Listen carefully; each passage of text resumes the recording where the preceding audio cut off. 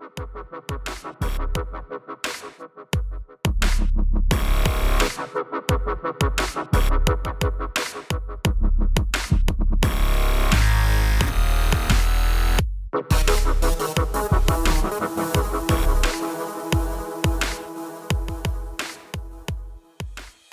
the same time, like, everyone would be like clutching their pearls. Magana was assaulted. I mean, that's about the lamest use of the word assault I've ever seen. I've been assaulted. Trust me, it didn't look like that. It looked a lot worse. Getting stomped out and teeth broken. This is assault only under the most, maybe, technical definition ever. And, you know, other fighters punching other fighters in the face. Our Gerbaka Hitman talking about, you know, Nick Diaz and Joe Riggs brawling in a hospital, and everyone's like, yeah, it's just that Diaz guys being Diaz guys. You know, yeah, pull the IV out of his arm so the blood shoots out everywhere, which apparently also happened. Yeah, that's awesome. And then Cyborg goes and punches someone who could not be a less sympathetic character if she possibly tried. And everyone's like, oh, my pearls, where are my pearls? I need to clutch them because I'm so morally horrified. Come on, man. Please.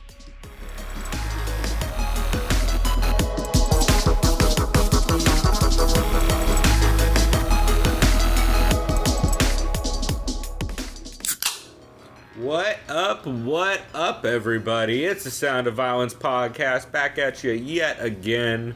This is Pulver. I'm here with Chris Madaffer. As always, how goes it, Brett? Doing good, man. Doing real well. That was the sound of me opening an AleSmith San Diego Pale Ale 394, also known as the Tony Gwynn beer. That's right. Officially dedicated to Tony Gwynn. He's got his picture on the can and everything. He actually helped make it. Yeah. And AleSmith also, it should be noted, has some fucking incredible beers. I know we're real spoiled down here in San Diego, considering I recently made a document with like fucking 300 breweries on it where they were located within like the 20-mile radius or whatever. That's a very good idea. Yeah, because, well, there's too many. I can't keep track of them. So I just found a list on San Diego, one of like the San Diego probably magazines like the Reader or something. Like yeah, that. I think it might have been the like Reader. But yeah. I made a big old spreadsheet. It's real good. Anyway, we're off topic already. Oh, also, AleSmith, the Speedway Stout. Oh, shit. Yeah, that's that stuff is legit. If you're ever in San Diego, definitely check out AleSmith. But this is not a beer podcast, despite our best efforts. Although I am drinking, also, I should mention, a Foster's Premium Lager, which I'm all right with. I don't mind. Straight from Australia, right? Yeah, right. I think it's actually from like White Plains, New York, but I think it's both. Yeah. It was like from Australia via White Plains, New York at the time. Yeah. But yeah, I'm definitely jumping in on those AleSmiths here after I kill this. Anyway, we are here to discuss, if you guys have not heard the show before, we discuss the podcast, MMA specifically, the MMA podcast we've been listening to. And then we go through and we break down the previous week's fight card, of which there was only a couple. And then we break down the upcoming week's fight card, which is going to be that Alexander Gustafsson versus not Rashad Evans. Who's he? Glover Teixeira. Fucking, we just listened to Heavy Hands right before this. They fucked me up. Mr. Gus Davidson. Yes, Gus Davidson, of course. Yeah, we listened. So I guess we'll start off the episode. Just before this, I started like the first 2 minutes of the Heavy Hands Patreon episode where they break down the Alexander Gustafsson and Glover Teixeira card, and in the first like minute, I think Connor said that when Pat was beginning the episode earlier, he just basically yawned in the middle of introducing it and called it Glover Teixeira versus Rashad Evans, and kind of just they said it describes their feel about the card, kind of describes my feel about the card. Yeah, to be honest, I haven't even looked at the card, just besides knowing that's the main event. I've looked at a little bit of it, and oh boy, we got some Euros on the card. I was gonna say probably some other Swedes, and possibly Germans. Oh, they definitely look like Three Sheets background characters. If anyone has ever seen that show. Also, we'll have an upcoming mention of a Zane Lamprey drinking show as well, so look forward to that. Wow, we're so off fucking topic, if you guys don't know what I'm referencing. So let's see. Did you listen to the Fortnite this week? Yeah, I did, actually. I listened to... We should say MMA Fortnght, if you don't know, is the MMA Hour, which you should know, because you should be listening to the Co-Main Event podcast. Let's see, yeah, Rory McDonald, very brief. He was discussing his victory over Paul Semtex Daly last weekend. Sounding like his normal serial killer self. He was, yeah. He seemed calm. He's happy. He was talking about, I think he got... How much did he get paid? He got paid $400K. 400, yeah. And I don't think he's ever gotten close. I don't think he was the one that said that, though. I think it was Cajun Johnson that said that later on the episode. Okay. Yeah. That makes sense. Yeah. That's probably where I heard that, because I heard the name Rory mentioned again. Yeah, because Cajun mentioned exactly how much Roy made. Anyways, he's just talking about his mentality, that he's pretty much a psycho when he's in the octagon. And that he is going to take the belt from the winner of Lima and Larkin, which is that that's the pay-per-view that's coming up, right? I don't know. No, it's not. I don't think it's on the pay-per-view. It's its own thing, yeah. But it's not a pay-per-view. But either way, always good to hear from him. After that, Michael Venom Page. Oh wait, one other thing I did hear about that is he doesn't use wraps anymore apparently, which is scary. That's right. He said Bellator's gloves are made way better, but still. Like you should still wrap your hands. I mean, I'm assuming he wasn't planning on doing a lot of punch people in the face in that fight, so like it kind of makes sense that if you're gonna be mostly just double legging Paul Daly to death and then choking him unconscious, you probably don't need wraps. Yeah. But like if you're gonna get into fist fights, wraps seem like a good idea. Yeah, just tell that to my hand when I wrapped wrong. Exactly. Yeah, how's your wrist doing, bro? Yeah, the thumb still hurts. Pretty good. So. Well, that's a good sign. Yeah. Michael Venom Page was on. Yeah. He said the fight with Daly needs to happen. I think we all agree, especially after the post 179 little kind of fight, I guess. Not really, because they were like, evidently there's an overhead cam somewhere, and they're like 3 feet apart. Yeah. So it's probably like someone shoved someone and they called it a fight. Yeah, well, they shoved someone into someone kind of thing, yeah. He said it's going to be a very hyped fight because you rarely see two English fighters do battle, I think. Yeah. I mean, in boxing probably all the time, I guess. It was fairly MVP being MVP but for most of that. Mean, he's trying to sell it, I get it. He says next fight has to be Daly. Like MVP said he's currently nursing an injured knee. Yair Rodriguez was on. He was devastated losing to Frankie Edgar because he feels like he could have done better. I think everyone agrees with that, but then again, Frankie Edgar is a tough son of a bitch and is still killing young prospects. Says he's going to build on this loss. He said fighting Edgar was like when Yair, growing up as a child, had to try and tame wild horses that his father raised. Yeah, that was some like that. fucking hey dude style bullshit where I'm like, I don't know what kind of fucking... I didn't really know where he was going with it, but he's like, the horse is like... I heard through a dream catcher one time. That catching horses helps tame the wild beast inside. I get it. You know, you're trying to just build up on that, kind of make your loss sound epic in this, to a sense. You're not as depressed about it, but... Right, where you just didn't get demolishized. Afterwards, listen to Derek the Black Beast Lewis, who's always a pleasure to listen to. Yep. He says immediately shitting on Ariel about the Rockets. Like 10 seconds in. Yep. But he's repping the Houston Astros, who are the best. Or no, Ariel shit on him. I'm sorry. Yeah, but he's repping the Astros. You know, he's everything Houston. Yep. Let's see. He says his ribs aren't hurting anymore because when he has sex with his wife and she wraps her legs around him, he says he's okay and there's no pain. So that was good to hear. Yeah, he also mentioned only from the Black Beast. Yeah, well, speaking of only from the Black Beast, he also mentioned that they throw boomerang. He heard they throw boomerangs in New Zealand, and it's where Outback Steakhouse is from. He said he clearly knows a lot about. And he says he's eager to visit New Zealand because he loves the Hobbit films and Lord of the Rings. He mentioned that. So he does actually know some things that are accurate too. That's even more confusing. Yeah. And then the last thing I wrote from him, it says he wants to beat up on African butt scratcher Francis Ngannou because he talks too much shit and is overhyped. I don't know if this was a different Black Beast interview, but didn't he also say he went on a tour to Cowboy Stadium and he says he wanted to take a shit on the logo? Same one, yeah. Okay, I remember that mentally. Yeah, they only gave him fruit to eat. He's like, I don't want no damn fruit, I need some meat. Let's see, other Derek Lewis quotes. He's been having chicken head problems, as was discussed in the interview. He also called Cyborg his ex-girlfriend, because they used to send each other emojis on Twitter. Oh, yeah, yep. Let's see. He said he leaves on the 1st and he gets there on the 3rd. The fuck kind of shit is that? It's too long to be on an airplane. Man, he's just fucking hilarious. I remember he said He's like, congrats to Ronda and Travis getting engaged, or I think he said they're going to be in New Zealand. He's like, I'll blow her a kiss on the way when I see her, or something like that. yeah. Derek Lewis, just classic Derek Lewis style. Fucking that dude hates airplanes. Yeah, I mean, if I was as large as him, I'd probably wouldn't want airplanes. And he's always on them. He somehow always gets on the fucking craziest cards. Yeah. Like, hey, Derek Lewis, how you want to go to Hamburg, Germany? Oh, that is a good point. Yeah, or like Albany, New York, or some. It's like the most backwards ass places. Yeah.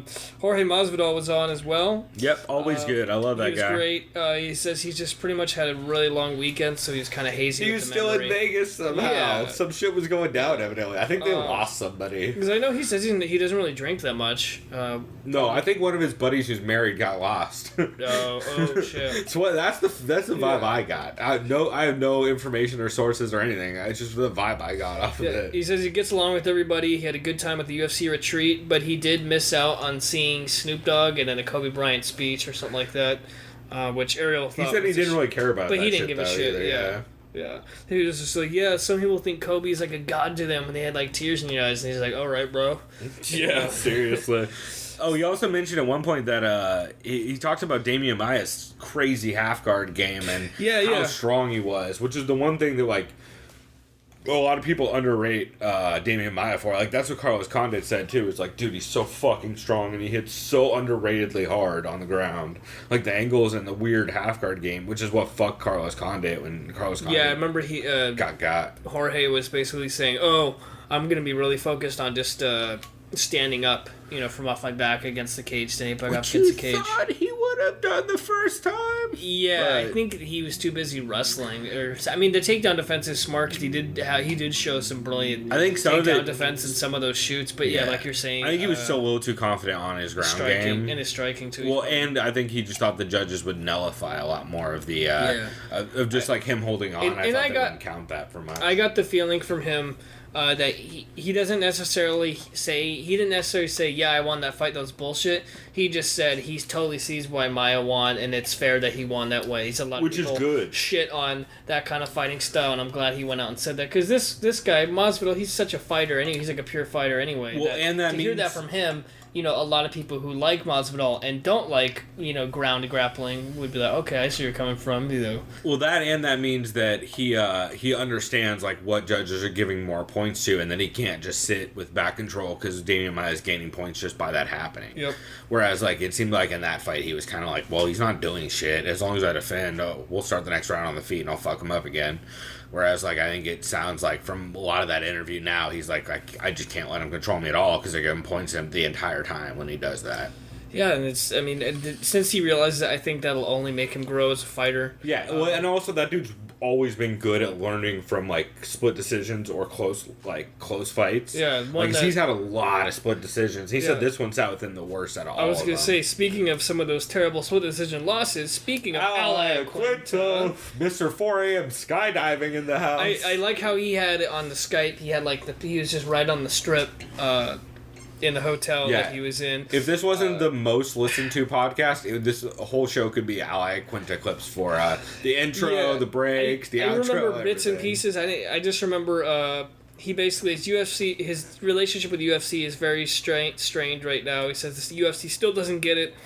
The fact that they introduced their partnered association with Special Surgery New York Hospital is complete bullshit because Al's the same Al. Yeah. Same place Al was researching and trying to work with for years. Yeah. I remember like a podcast. That was the place he wanted. They wouldn't give him money. They wouldn't give him money for surgeries. Yeah. So that was completely a big fuck you to Al. Yep. So that's why he just went on a tangent and said fuck you. Yeah, he went full fuck me, fuck you mode on this. And then he kept yelling fuck you, and Ariel was like, you don't mean me, right? Yeah. And I was like, no, Ariel, I don't mean you. I mean, you're great.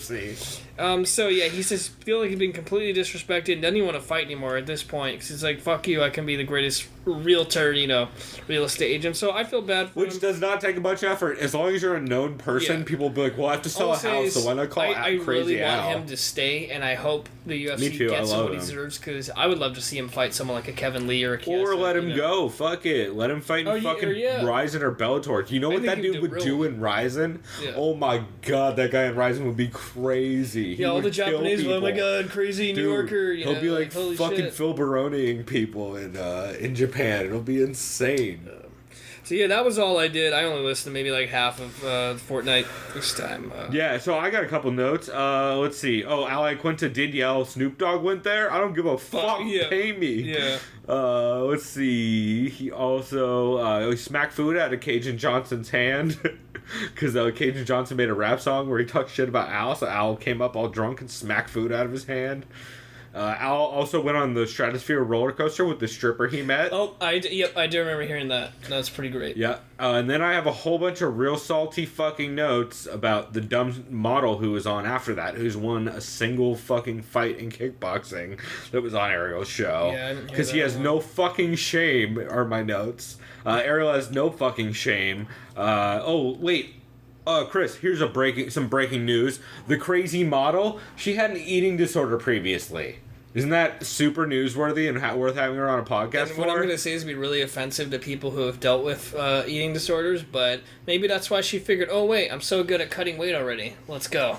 Let's go fight. No, I wish it was that simple. She was like, nah, also I'm a nerd. She did say, I'm a nerd, Ariel. Oh no. I have a degree in some fucking bullshit. Oh no. Let's see. All my notes are just shit like, fuck this interview. Why is she on the show? She should have just pulled a Mike Perry and she said, got a black belt with these hands. Yeah, when she said she's a nerd on the show, I wrote a huge, long... I wrote the word shocking with like 18 O's in it. I wrote some not nice things about her. Then Ariel fucking followed it up with Connor interview clips afterwards while he was resetting the studio. And let's see. And guess who made that interview happen, Chris? Take a wild guess. For the... Oh, you mean for the model interview? Uh-huh. WME. Because No, even better. Who's my favorite agent? Ali Abdullah... No, Malky Kell. That's the one! Yeah, the other shithead. Yeah, of fucking course Malky made that interview happen, because he's so gross.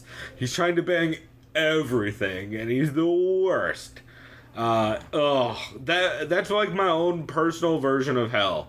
Is like, let's play a Connor interview followed by a model who's had one kickboxing fight followed by a Connor interview. That sounds great. That's what Limbo's like, I'm pretty sure. I'm pretty positive. Right. That and Dying, but then again, hearing that... No, Dying is sweet relief compared to that episode. It's a release from that band, yeah. Oh, God. And then Tony called in to respond to Al's call-outs, and it was... Oh, yeah. Except he didn't actually respond to Al at all. He's like, I don't give a fuck. Fucking Khabib and he did talk that shit on Nate again, right? Yeah. Honestly, at this point... Nate dropped that fight, blah, blah, at this blah. point, I totally respect Nate wanting to get more money and see what the fuck... No, there's no point in Nate taking any fight right now. But I would like Nate to kind of revert to his old ways where he'll fight anyone, anytime kind of thing. He never really did that, though. Like, he did, but Only if someone called him out, probably, right? Well, no, it was like when they were paying him fucking... 16 and 16, and he's like, I have to get through 6 fights on this bullshit. So he just would crank out 6 fights all against fucking a bunch of jobbers. I would love to see that fight because it'd just be fucking fun in every fucking way possible. So I hope it happens. I hope it happens after Nate takes the belt off Connor. What's the next most likely scenario do you think for Ferguson? I think it's going to have to be an interim. It's going to be an interim. So they'll just wait. It's going to be an interim again. They'll just wait till October. I think they're going to try it again because 155 will just be on ice. Well, here's the deal: is for the summer. You get paid championship pay even if it's an interim. I remember that. So like Tony will take that fight if they give it to him again. Plus, they're gonna have to pay him extra because the fucking Khabib dropping out last time. They'll pay him better. Yeah, because he wants some reassurances. Yeah, or at least he'll have like a guarantee of like even if he drops out, I get the full fucking thing. Like that'll be written into the contract this time, I'm sure. So I think it'll be a lot different this time around. So that just means that the state of the lightweight division, since the championship is on ice until October most likely, that means they're just gonna have contender top 5 being kind of rounded out at December. I mean, when is 155? When has a Connor division not been fucking just chaos and not important? Because that dude does not defend belts. He's never defended a belt in his life. Yeah, no. Literally never done it. Had 4. Defended it's 0. just fucking hilarious too, because the guy is good enough to defend belts. At least he was at 145. He would have been fine. Oh, he was at 155 in Cage Warriors as well. Yeah. Just never actually but you know did what I mean? it. It's like, at least fucking be confident in your goddamn abilities. He's fucking great fighters. It's like he just clearly No, but he's gonna try and get the fight with Floyd. That's never gonna happen. He's gonna take a fight with GSP. He'll lose that. But that's at 170, so he still has his belt. Then he'll do the Nate Diaz trilogy, where Nate Diaz fucking knocks him out. Yeah, or just probably submits him again. Yeah, a combination of the two, like the first time, yeah. Where Connor is already beat the fuck up by GSP by getting jabbed in the face 1,800 times and wrestle fucked. Yeah. And then Connor will go back to the goddamn D leagues, where he'll fight fucking Jose Aldo again or something. I don't know. Yeah. Yeah, man. Oh, we'll talk about the fight that shall not be spoken about again some more later, because I have some more podcasts that talked about it. But what else? What else did you listen to this week? I listened to You're Welcome, Chael Sonnen. Which one? The one where Joel's back? No, well, it's the one. It was titled Angela Magana. Nope, that's the most recent one. And that's where Joel's back, right? Yeah. No, Joel's back the one before that. Oh, okay. So did he decide, fuck it, I'm not coming back? No, we'll talk about it. Okay. Either way. Oh, actually, you know what? Before you jump into that, I hate to cut you off. No, that's cool. But we'll segue into that. We should talk about our intro for this week. Yes, we should. Because I did listen to that one, too. Yeah. Well, as much as I could, because I kind of rushed a bunch of them today. Right, so Luke Thomas had the funniest fucking quote of all time this week, where he was talking about clutching his pearls in regards to the thing that's been talked about on just about every fucking podcast this week. Cyborg punching Angela Magana in the face for tweeting out a picture of... do you hear what that was all about? Oh, I saw it, yeah. The Saw picture?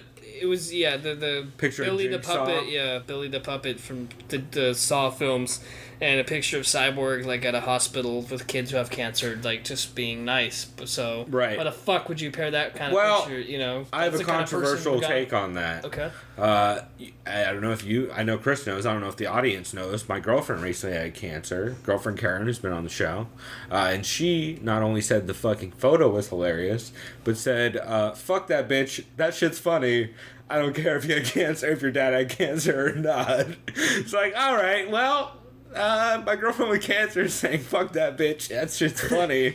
I'm kind of on board. That was kind of my feeling originally as well. However, I hate Angela Magana. Don't get me wrong. She's the worst. Her, yeah. She's for sure the worst. Yeah. We'll talk about it actually. I don't right like here, her to the point that I didn't even fucking want to even listen to her talk. So actually, the only stuff I wrote down for Chael. Yeah. What were you gonna say though? I was gonna say we should recap actually what our intro was. Oh, that's right. That's right. Luke Thomas having a great take on everyone being all uppity about the fact that Angela Magana got hit in the face.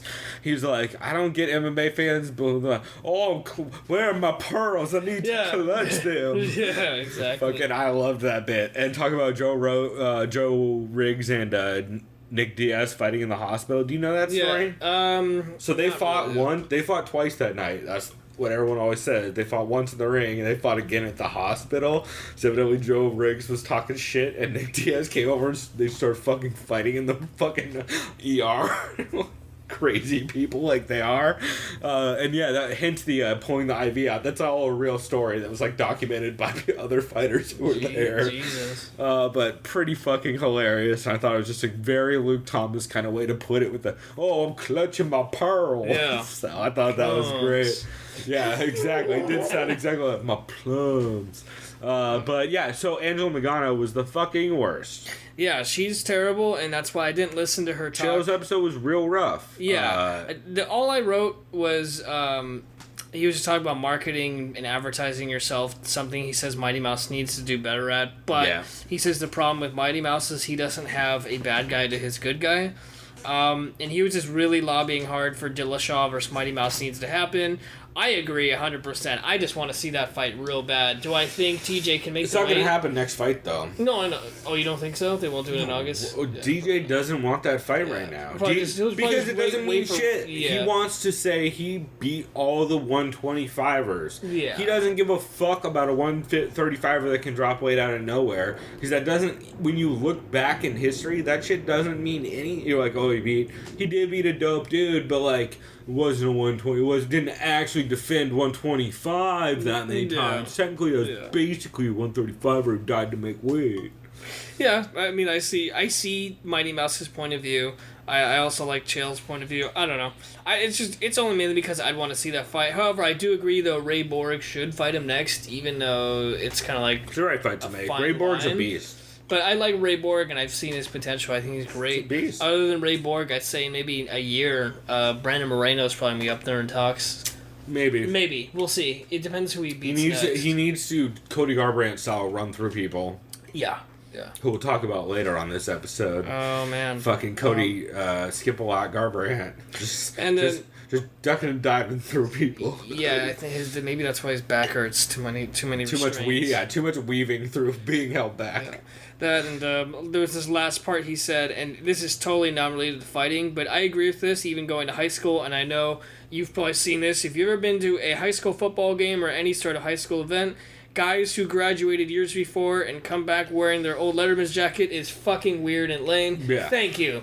I am really glad you said that, because I've always thought that. You look like a fucking tool. Also, Chael's never had a Letterman's jacket. Yeah. Do you get Letterman's jacket for wrestling? Yeah, you do. Well, at least now you do. When I was in high school, wrestlers had Letterman's jackets. See, I don't know if they did back then. I would assume they probably did. Oh, for him? Yeah, for him probably not. Who knows? But even then...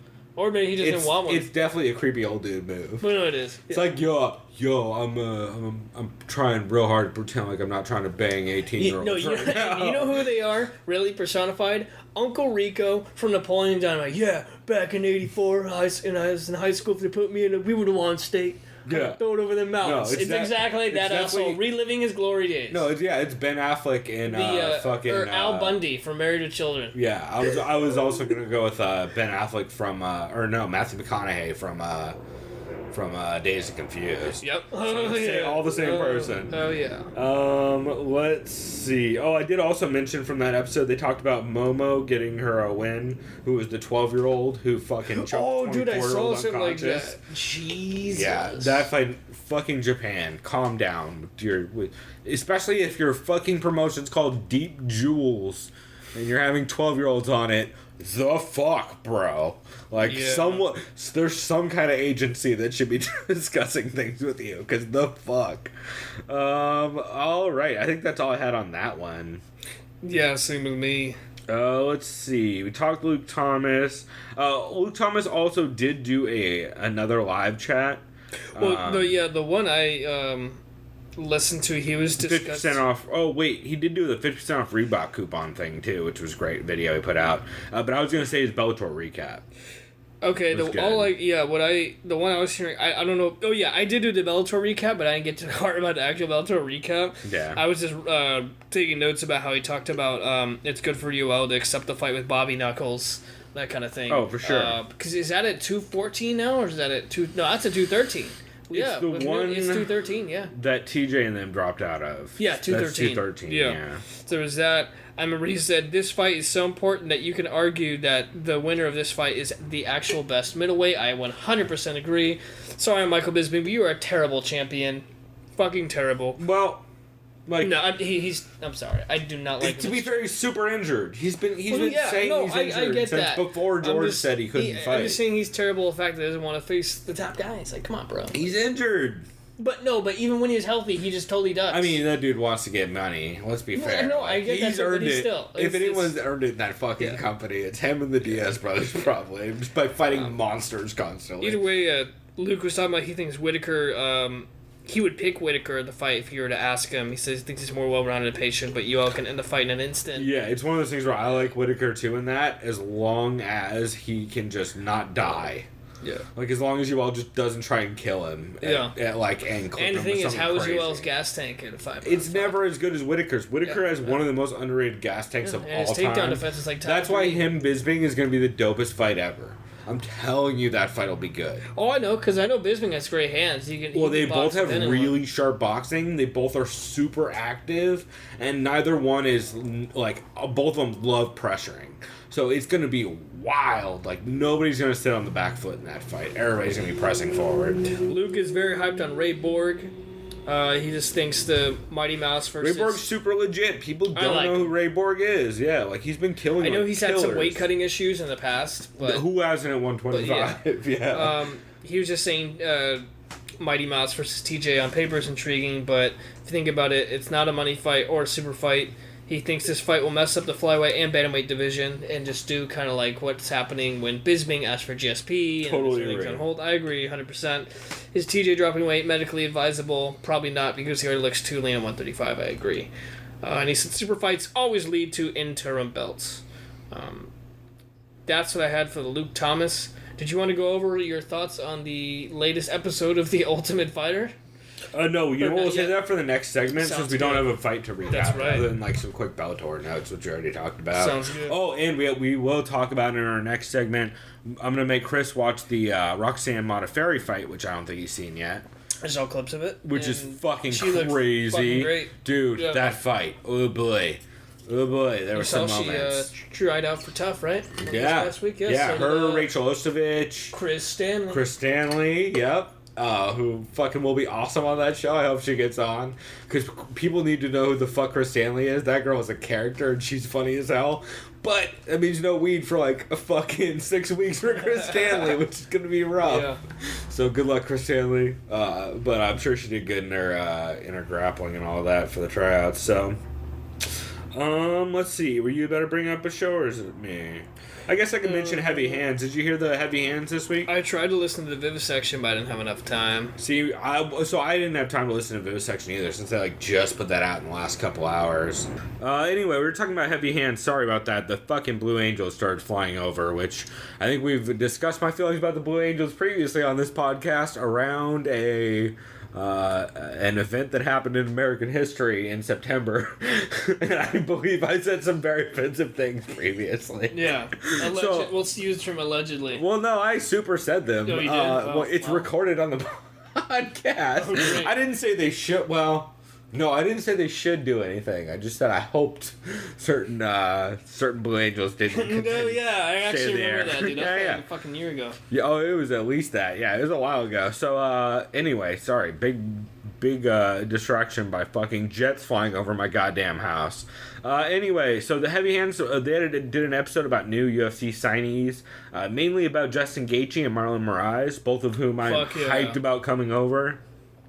If you guys don't know, both WSOF legit champs and just monsters, especially Gaethje is a fucking crazy There's no person. way they're ever considered a prospect. They're just fucking contenders. They were just always monsters. They've always been fucking everybody up. Especially Gaethje is just a madman. I literally wrote down, they discussed how much of a madman Gaethje is. By the way, is Gaethje or Moraes ranked in the top 15 upon entering? Or I don't know. It's probably their own UFC. I don't pay ranking. attention to rankings in the UFC because they're fucking made by trash people who don't know what they're talking about. Yeah, that's a good point. Fucking look at those rankings at any point and be like, oh, wait, why is this person who's like a top 20 guy number 4 right now? Oh, wait, it's because he's Canadian and half the rankings are made in Canada? Oh, okay, yeah, that makes way more sense. Yeah. Shouts out to the fucking... I know, hey, podcasts out there who are ranking. I know who you are. Look out, Hammer MMA. It's your garbage opinions about Connor. Anyway, so they made some good points about how Michael Johnson has trouble falling into other people's game plans, which I think I've talked about previously. I think that's about that Gaethje fight. I see that now, just from the top of my head. Well, Nate Diaz is the perfect example. Nate Diaz fight, I see that in my head. And Justin right Gaethje's now. like Nate Diaz. If Nate Diaz would just walk you down and throw haymakers, so just gotta let his hands fly like early kind of thing. Yeah, well, you know, Nick and Nate, they like to fucking piece you apart with slow shit and then throw heat at you out of nowhere. Justin Gaethje just throws heat. They throw the heat. Yeah, Justin Gaethje just throws heat. He just walks forward and throws fucking I've never bombs. seen him. I've never seen him fight in WSOF. You never seen any of the Palmino fights? No. Oh my god. No. We'll have to watch a Luis Palmino fight maybe on the break. Isn't Gaethje like fucking 17-0 or something like that? There's nothing this. Well, him and Luis Palmino have fought like 2 or 3 times. It's at least 2. I think 3 times. I just realized too, since he's undefeated, if he racks off like 3 wins, say he beats Johnson, like 2 other legit guys, he'd be like the next hype Habib. But with more opposite of Habib though. Well, yeah, it's like if Habib used only all Habib his wrestling in the sense that he's undefeated. Yeah, right. Yeah. like, That's what I meant. Justin Gaethje's so much fun. Oh man, we'll check out one of those maybe on the break since we have a small middle segment this week. Let's see. So they also talked about how Marlon is more of an unknown than Justin is, and how they're interested to see how far Marlon goes, because Justin's one of those guys who's gonna just be Justin Gaethje. Like he's already Justin Gaethje, and there's no amount of anything that's gonna make him not Justin Gaethje at this point. Yeah. Like he's just gonna come in there and do Justin Gaethje style things and throw a lot of heavy leg kicks and super giant winging punches where he tries to kill you, and he's just a madman the entire time. Whereas Marlon Moraes is a pretty young dude and who's very fucking scrappy and who just keeps getting better and better with each fight. So it seemed like they probably were leaning towards him having more of a longevity in his career and being able to get higher in the ranks. But you can never count Gaethje out because, again, he's such a fucking I'm looking forward to not only watching a fight of his, but his debut, which is, I believe, in June. Something like that. It's pretty soon. We have a lot of really good fights coming up. Yeah, this summer's going to be fantastic. Yeah, they also mentioned a new prospect that's coming over from ACB briefly. I think that's his the name Russian is league. Magomed, right? Yeah. Magomed Cheripov or something like that. Is he from Dagestan? Yeah, he is. Yes. Or from that region. I forget what it's called. The northern something region, I believe. And they were talking just about how dominant he's been in that scene and that he's super exciting to keep an eye on him. They also talked a bit about how it's interesting. A lot of those guys a lot of guys from that region are really good at spinning back techniques, like spinning back kicks to the body specifically, which is like not something you saw a lot really previously. And then they also brought up some interesting points. I think it was a Patreon question about why we see less defense in MMA than we do in like things like boxing and how it's going to evolve. That's right. And they credited a lot of that to just the fact that you score points for being defensive in boxing, so it pays off to be defensive. Whereas in MMA, it's just kind of just a push. Like if someone throws a punch, you block punch, it's a push, which I think is the better way to score. But you're going to get less super high technical level Floyd Mayweather style. That's true. Yeah. So I think both should just stay how they are for now. I mean, yeah, like you said, the MMA will definitely evolve even more for sure. Well, and people just ability to block, not to mention all their like striking techniques. Like I mentioned, that spinning back kick to the body. Like not a lot of people throw that shit currently. So it was an interesting discussion they had, and I really enjoyed it. I thought it was really bright. Let's see. What else did you listen to? Let's see here. I know you said we'll do tough next segment. Let's see. Fights Gone By. I listen to Jack Slack's. Yeah, that's Jack Slack's podcast. Jack Slack's podcast. I've listened to half of this. He's an intellectual, I feel like, in the game as far as covering. Loves him some Connor, too, like every other fucking UK. Yeah, I get it. UK journalist. I know he's English. But I guess still, he's technically yeah, but he's still UK. He's a Brit. So, no surprise. Well, Irish aren't Brits, but, fuck it. They're close. So. They're UK, though. Isn't the Irish in the UK? No. Really? That's Northern Ireland. Okay. It's Northern Ireland, Wales, England, and I was right about Scotland. half the country. To be fair, I wasn't wrong. Sorry, you weren't wrong. I didn't say Connor specifically. You were Irish. You were Protestant right. Right. Yeah, exactly. I was uppity white person right. I was Norman Park right. Yeah, exactly. Yeah, he's who, by the way, fights this weekend, and I'll talk about that in a bit. Anyways, he said the UFC probably, and I agree with this, didn't like Kobe Bryant discussing fighters union talk at the retreat and how they should all unite and create, like a players association. So yeah. But I'm glad Kobe did that. Well, no, he did it because Leslie Smith stood up and asked him about it. Oh, right on. She was like, "Yo, how do you feel about the Players Association in the NBA, and do you think unions were helpful to you?" He's like, "Yeah, they were everything for us. It's important for the players to unite and unify."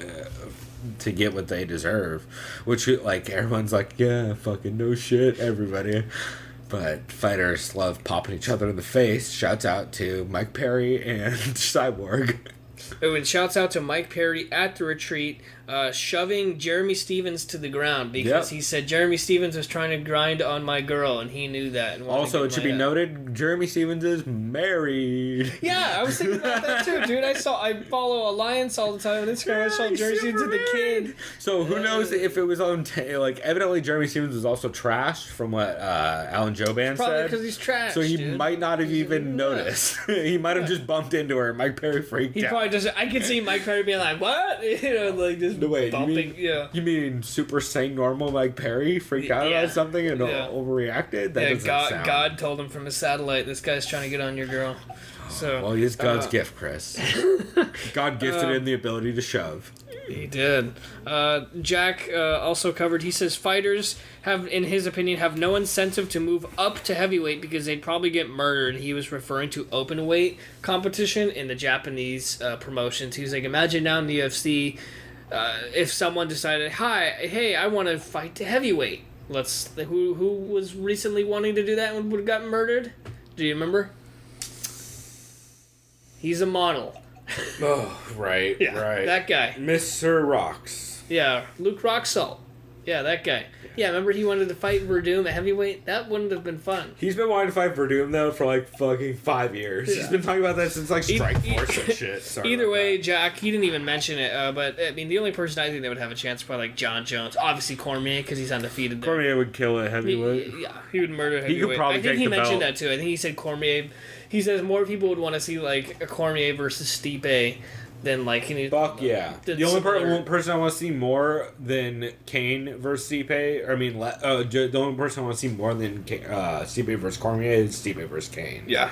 If Kane can ever get his shit together. I hope so. Or his back together, I should say. Yeah. There's that. He said and he was discussing open weight, even though Marcelo Garcia could run through people 40 to 50 pounds heavier than him, people should just stick to their own weight class. Yeah. I agree.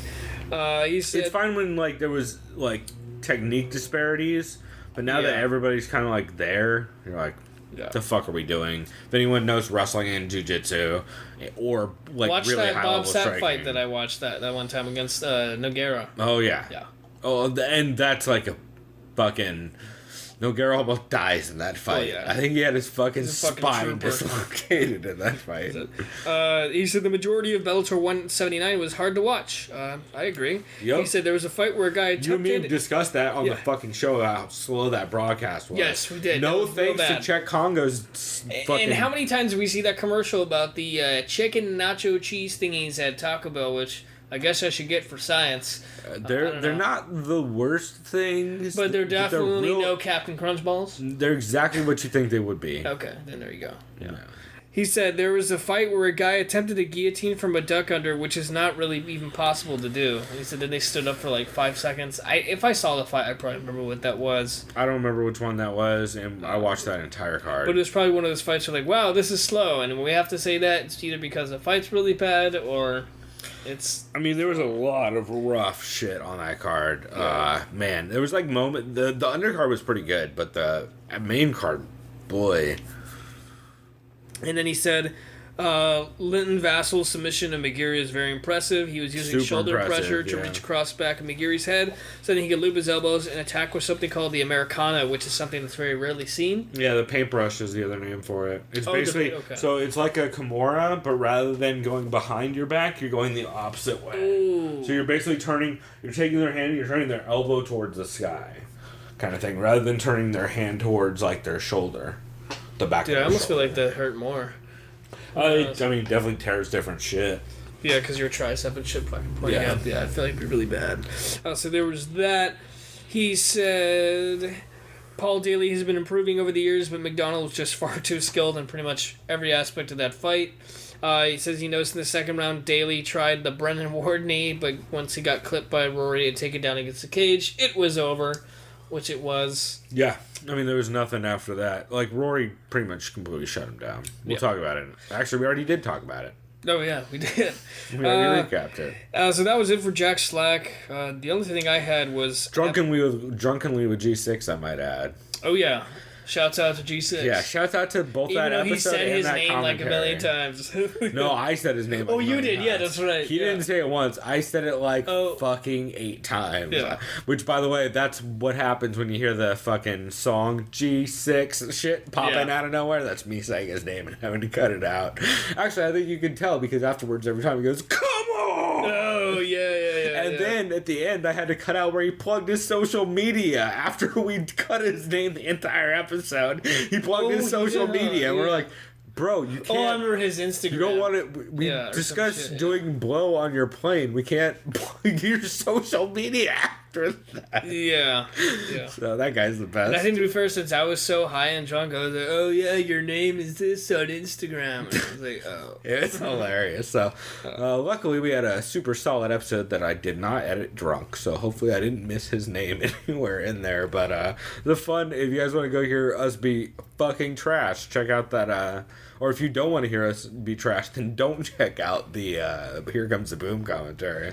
Yeah, I don't recommend that at all. I mean, I recommend it if you want something to yell I recommend at you it if drunk. you've seen that movie and fucking hate it, then you can hate it with us. Right. And also, we barely talk about that movie. Yeah. Mostly we talk about Czech people, from what I remember. Oh, yeah. Yeah. So, anyway, where were you? I was gonna ask, did you check Unfiltered at all? Because this I didn't. I missed Unfiltered this week, but they did have what's her face on JJ, right? They had JJ, but I didn't listen to that. I listened to Neil deGrasse Tyson. Oh, and I didn't the hear reason that why I one. saw that is It's because DeGrasse also, by the way. Neil deGrasse Tyson. Okay, not the, okay, yeah, actually that makes way more sense now I see the spelling. Anyways, Neil deGrasse Tyson. He's on the show Cosmo. He's a very Also has his own podcast he's a very called renowned astrophysicist.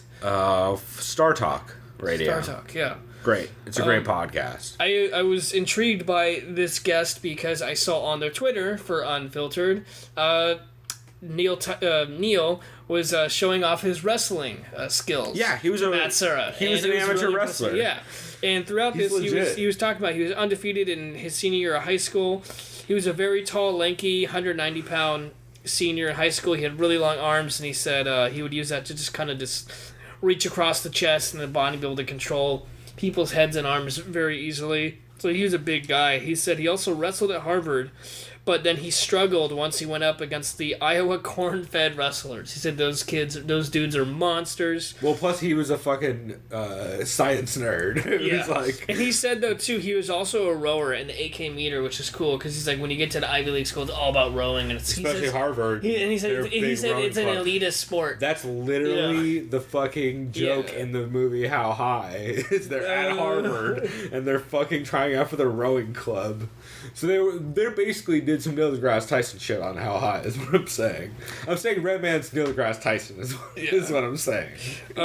Also, he said when he was in high school, there was a day where it was snowing like crazy and a giant, massive snowball fight broke out.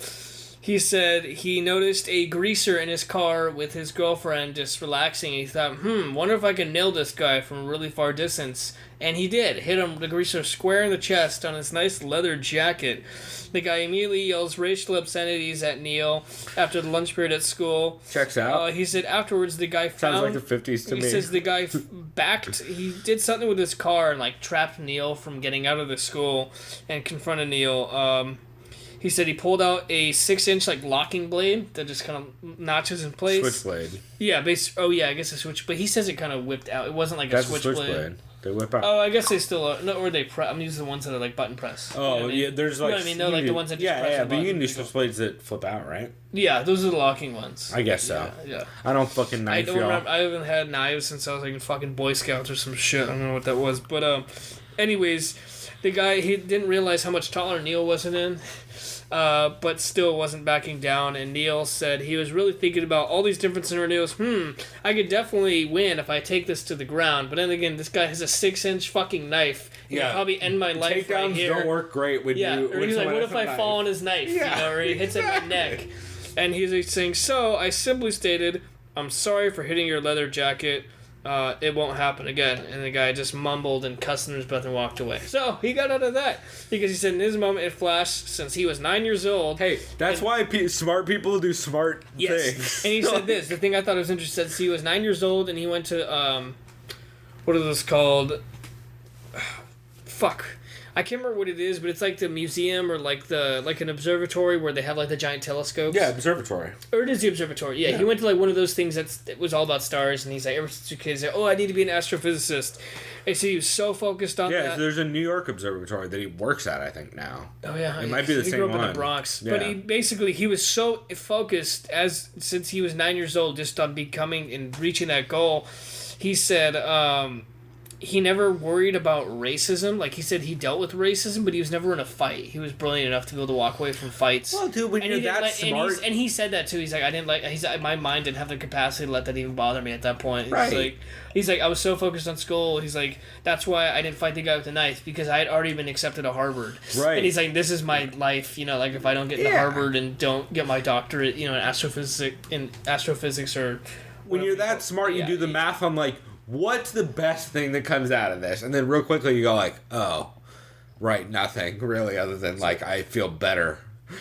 So that's not worth it. There was that, and then the end of it, he described the way the human body works and with its organs and internally. He says it's kind of like a biological cosmic perspective because of how many certain parts of the body works, and that was kind of interesting. It's basically kind of like space and the stars and how galaxies and shit work. Dude, you should definitely check out his podcast if you liked any of that, because his podcast, he does Star Talk. He has comedians on like Chuck Nice. I haven't listened in a while. I'm still subscribed, but I just haven't listened. But he has a bunch of comedians on like Chuck Nice. He has Eugene Merman, who's great. He's from like Bob's Burgers and Home Movies and stuff like that. He's had on Joe Rogan, bunch of guys. So it's really funny. And Maria Bamford, like a lot of good, funny people who are really smart. Yeah, that's definitely something I'd be checking out. Patton Oswalt, Brian Posehn, I believe, also. Like, it's really good. And they basically just talk about like cool cosmic shit. Like, he has one of my favorite, he has a bunch actually of my favorite like speeches about the universe. And like stuff about like, oh well, you know what happens when you go through a black hole, right? He calls it spaghettification, because you literally turn into different layers. Yeah, like no, like you're evidently like, I'm gonna butcher this super badly, but you basically turn inside out.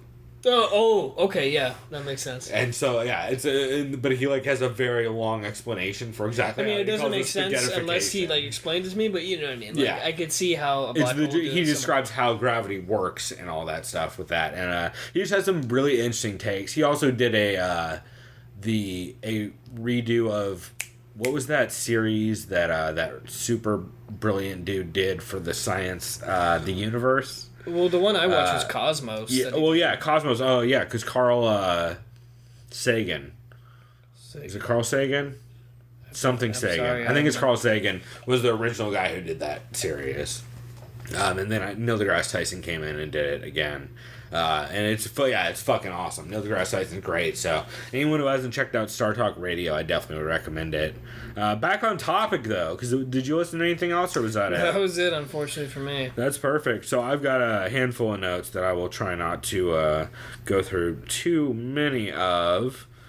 Let me see. So Jordan Breen show, they talked about the Reebok coupons. TJ Santos is still out due to concussion from a car accident. Oh, that's not good. Well, mostly it's because he doesn't have a car, but also he had a concussion. So he's like, well, these two things are enough for me to finally give myself a break. So Antoine Walker from previously of the podcast he did with Jules. I can't remember the name of it. It's not a bad podcast. It was all right.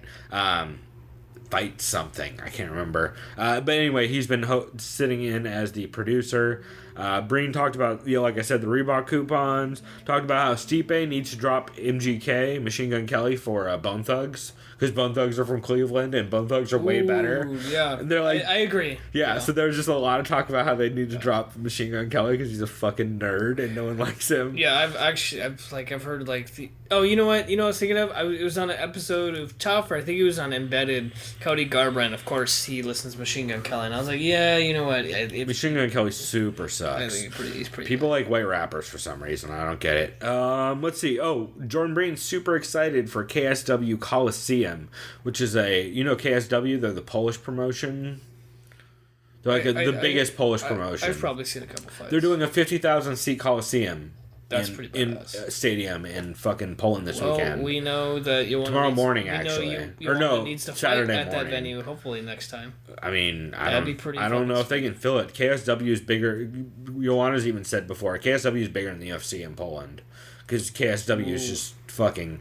They have a bunch of monsters. That's the one Norman Park's fighting on. They have a bunch of guys. Fucking Wait, is Norman Park not in the UFC? Oh, what's the Soka Jews fighting on that fucking card? Like they have crazy people on that card. Jordan Breen's really hyped for it.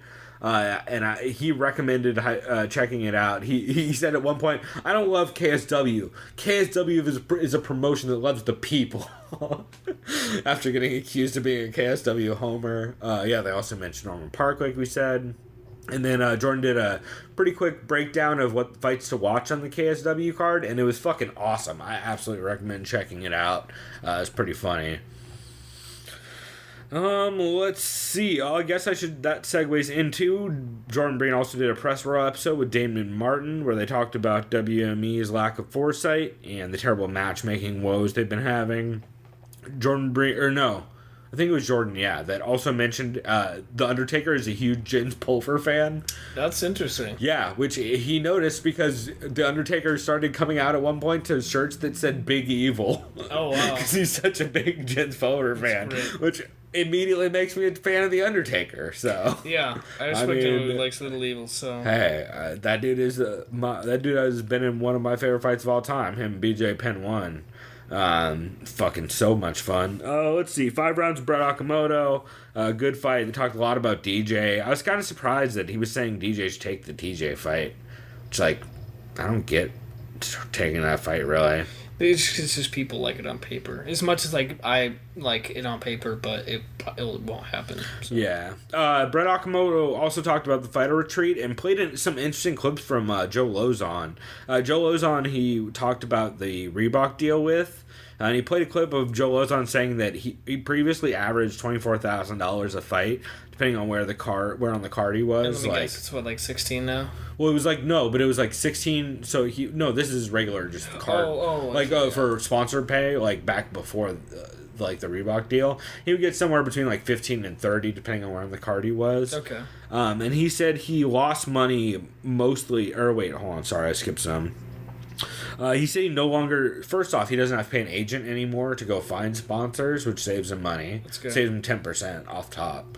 And he said I think he used to get around 24 average, and he gets 20 now. So he doesn't have to pay an agent any of that, which is already $2,000. He also said that... Why does my phone keep fucking scrolling on me? A lot of the sponsor deals were done last minute, the week of the fight, which means they have to print new shorts, new banners, new everything the week of the fight and overnight it. So that's a couple $100. Yeah. Yeah, there's a lot of things that factor into that. It's pretty crazy. Yeah, he also, let's see, he said that you then have to hope that the sponsors actually fucking pay you the money. Whereas Reebok checks, he says he never has to worry about it, and they always fucking show up. Which is man, that's a pretty good take. Also, Robbie Lawler called in on that episode of 5 rounds. That's cool. But yeah, just overall, it was interesting to hear Joe Lozon's take on Reebok. But Joe Lozon also is not one of those guys that's ever gone sponsor crazy Brennan Schaub style and been in LA and fucking trying to make Hollywood connections or any big... Yeah, my boy Brandon. Right. Also, yeah, a lot of stuff like that. Oh boy. I think the only other ones I had, MMA Heat was pretty good because Alan Jobon basically just gave a recap of the fighter retreat. I could see he had fun there. Well, because he just kind of sat in the background and watched people and was fucking... I feel like he's that kind of guy. He's real timid in nature. He just kind of does his own thing. He's just pretty calm and does his own thing kind of stuff. He said normally it's way smaller because he's been to him previously. It was 300 people or no, it'd be a couple 30 people, 100 people max. So this one had 300 at it. I was about to say it was 300. Holy shit. Yeah. He also talked about how there was carnival rides, roller coasters, and go-go dancers. Let's see. He says there was 6 security guards total, and the entire weekend, everyone kept talking about dude, if some shit goes down, who's gonna stop that? There's fucking 6 people here. No one. It's just not. And which security guard? They'd be guys, Exactly. let's do this diplomatically. Stop fighting. Exactly. Please. He said the Anheuser guy was slurring at 10 a.m., which was confirmed by a lot of people. Wait, which guy? The Anheuser-Busch guy, you didn't hear this? Wait, so he was like a speaker? Yeah. You didn't hear about this? Oh, wait. Oh, Kat Zingano I saw Kat tweeted Zingano's Instagram. Yeah. She's like, look at this guy has in his hand. She's like, chug. Angela Magana had a great tweet about it. Jesus. Yeah, he was fucking trashed at 10:30 a.m. He was like slurring, evidently. He also, let's see, here's some actual quotes. He confirmed all the talk about the quotes about Conor, saying we don't want the guy knocked out on the canvas. We want the guy that's getting his hand raised. Yeah. He also said that, let's see, they also said, fuck. Oh, they said be yourself, be Conor McGregor. That's another quote from that guy. He also confirmed all the Cajun Johnson interruption. Cajun Johnson was the guy that stood up and was like, yo, in the middle of Reebok talking, was like, yo, fuck you, Reebok. Like, we lost money because of you, all this shit. Oh, yeah. He's also the guy who Ali Quinta smacked food out of his hand. Good. Actually, I got a retweet from Cajun Johnson this week. If you guys go on our Twitter, TSOV Pod, we created a list of every single active UFC fighter that's on Twitter. So if you look at our list, we have a list called UFC Roster. That is every single UFC fighter that is active on Twitter. And I got Cajun Johnson to retweet that, so that's kind of cool. So if you're looking for a list of giant list of all the UFC fighters, so you can just hit follow on a bunch, go check that out. It's on our Twitter, because I was really fucking bored of work one day. Let's see. Alan Jouban did confirm that Cajun Johnson had to be escorted out, or was escorted out during the speech. So just too many interruptions. No, he just was stood up and talking shit, and UFC people escorted him out. Yeah. Let's see. Oh, he talked about how Cyborg evidently has a crazy, like, leopard-looking cat that she just brings with her to fucking fighter retreats because he saw her with their crazy cat. I think those things do look kind of cool. They do, but they're not pets cat that you bring places. Yeah, you can't bring a cat to a big ass. You John Jones that shit and leave it at your house like a normal person. Yeah. Oh my god. He also talks about how he heard about the Cyborg Angela scuffle. Which was from Weidman, who is, if you saw the video, Weidman's the guy that steps in and tells Chris not to do anything, and Chris evidently just puts a fucking finger in Weidman's chest and tells him, get the fuck out of the way, and then swings on Angela, and then she turns around and says, who else wants some? And Weidman said to Joe Man, he's like, man, Cyborg just punked the fuck out of me and everybody else, like, which is hilarious. I thought it was a great telling of that story. And Jouban also talked about how all the female fighters brought their girlfriends, and it was crazy how many female fighters just had like a swarm of chicks trying to hook up with them the entire time. That's fucking tight. So it's pretty funny. And then people were also going to 9 a.m. meetings after just getting back from partying at the Strip. I bet. Yeah. Which sounds like a UFC fucking event. So that was goofy. Oh my god, I still have so many notes. I'll try and tone some of this down. It's all good. There was just some good stuff this week. Let's see. Oh shit. Where was I? You're Welcome. We talked about Angela Magana. Oh, Joel was back on You're Welcome this week. I almost forgot to mention it. How's he doing? Joel's back, brother. He's only back for one episode though. He should return around July when he gets back into Oregon. He has to go somewhere for probably some legal shit or something. Oh, like bad shit he did? I don't know. Man, it's Fuck Joel. Whatever. I love Joel. I'm just glad he's back. He talked about the recap of Bellator and how Roy looks super good. Joel also has our upcoming clip that we're gonna play. Our first clip of this week, or our second clip for this first break, is Joel saying that he makes fun of Chael because Chael's like, oh, I like playing the bad guy in the stadium. I like booing people. Promoters shouldn't get mad when people boo even in MMA events. Joel's like, hey brother, we're talking about two dudes getting in a get down festival in the middle of a cage, not some WWE That's pretty amazing. shit.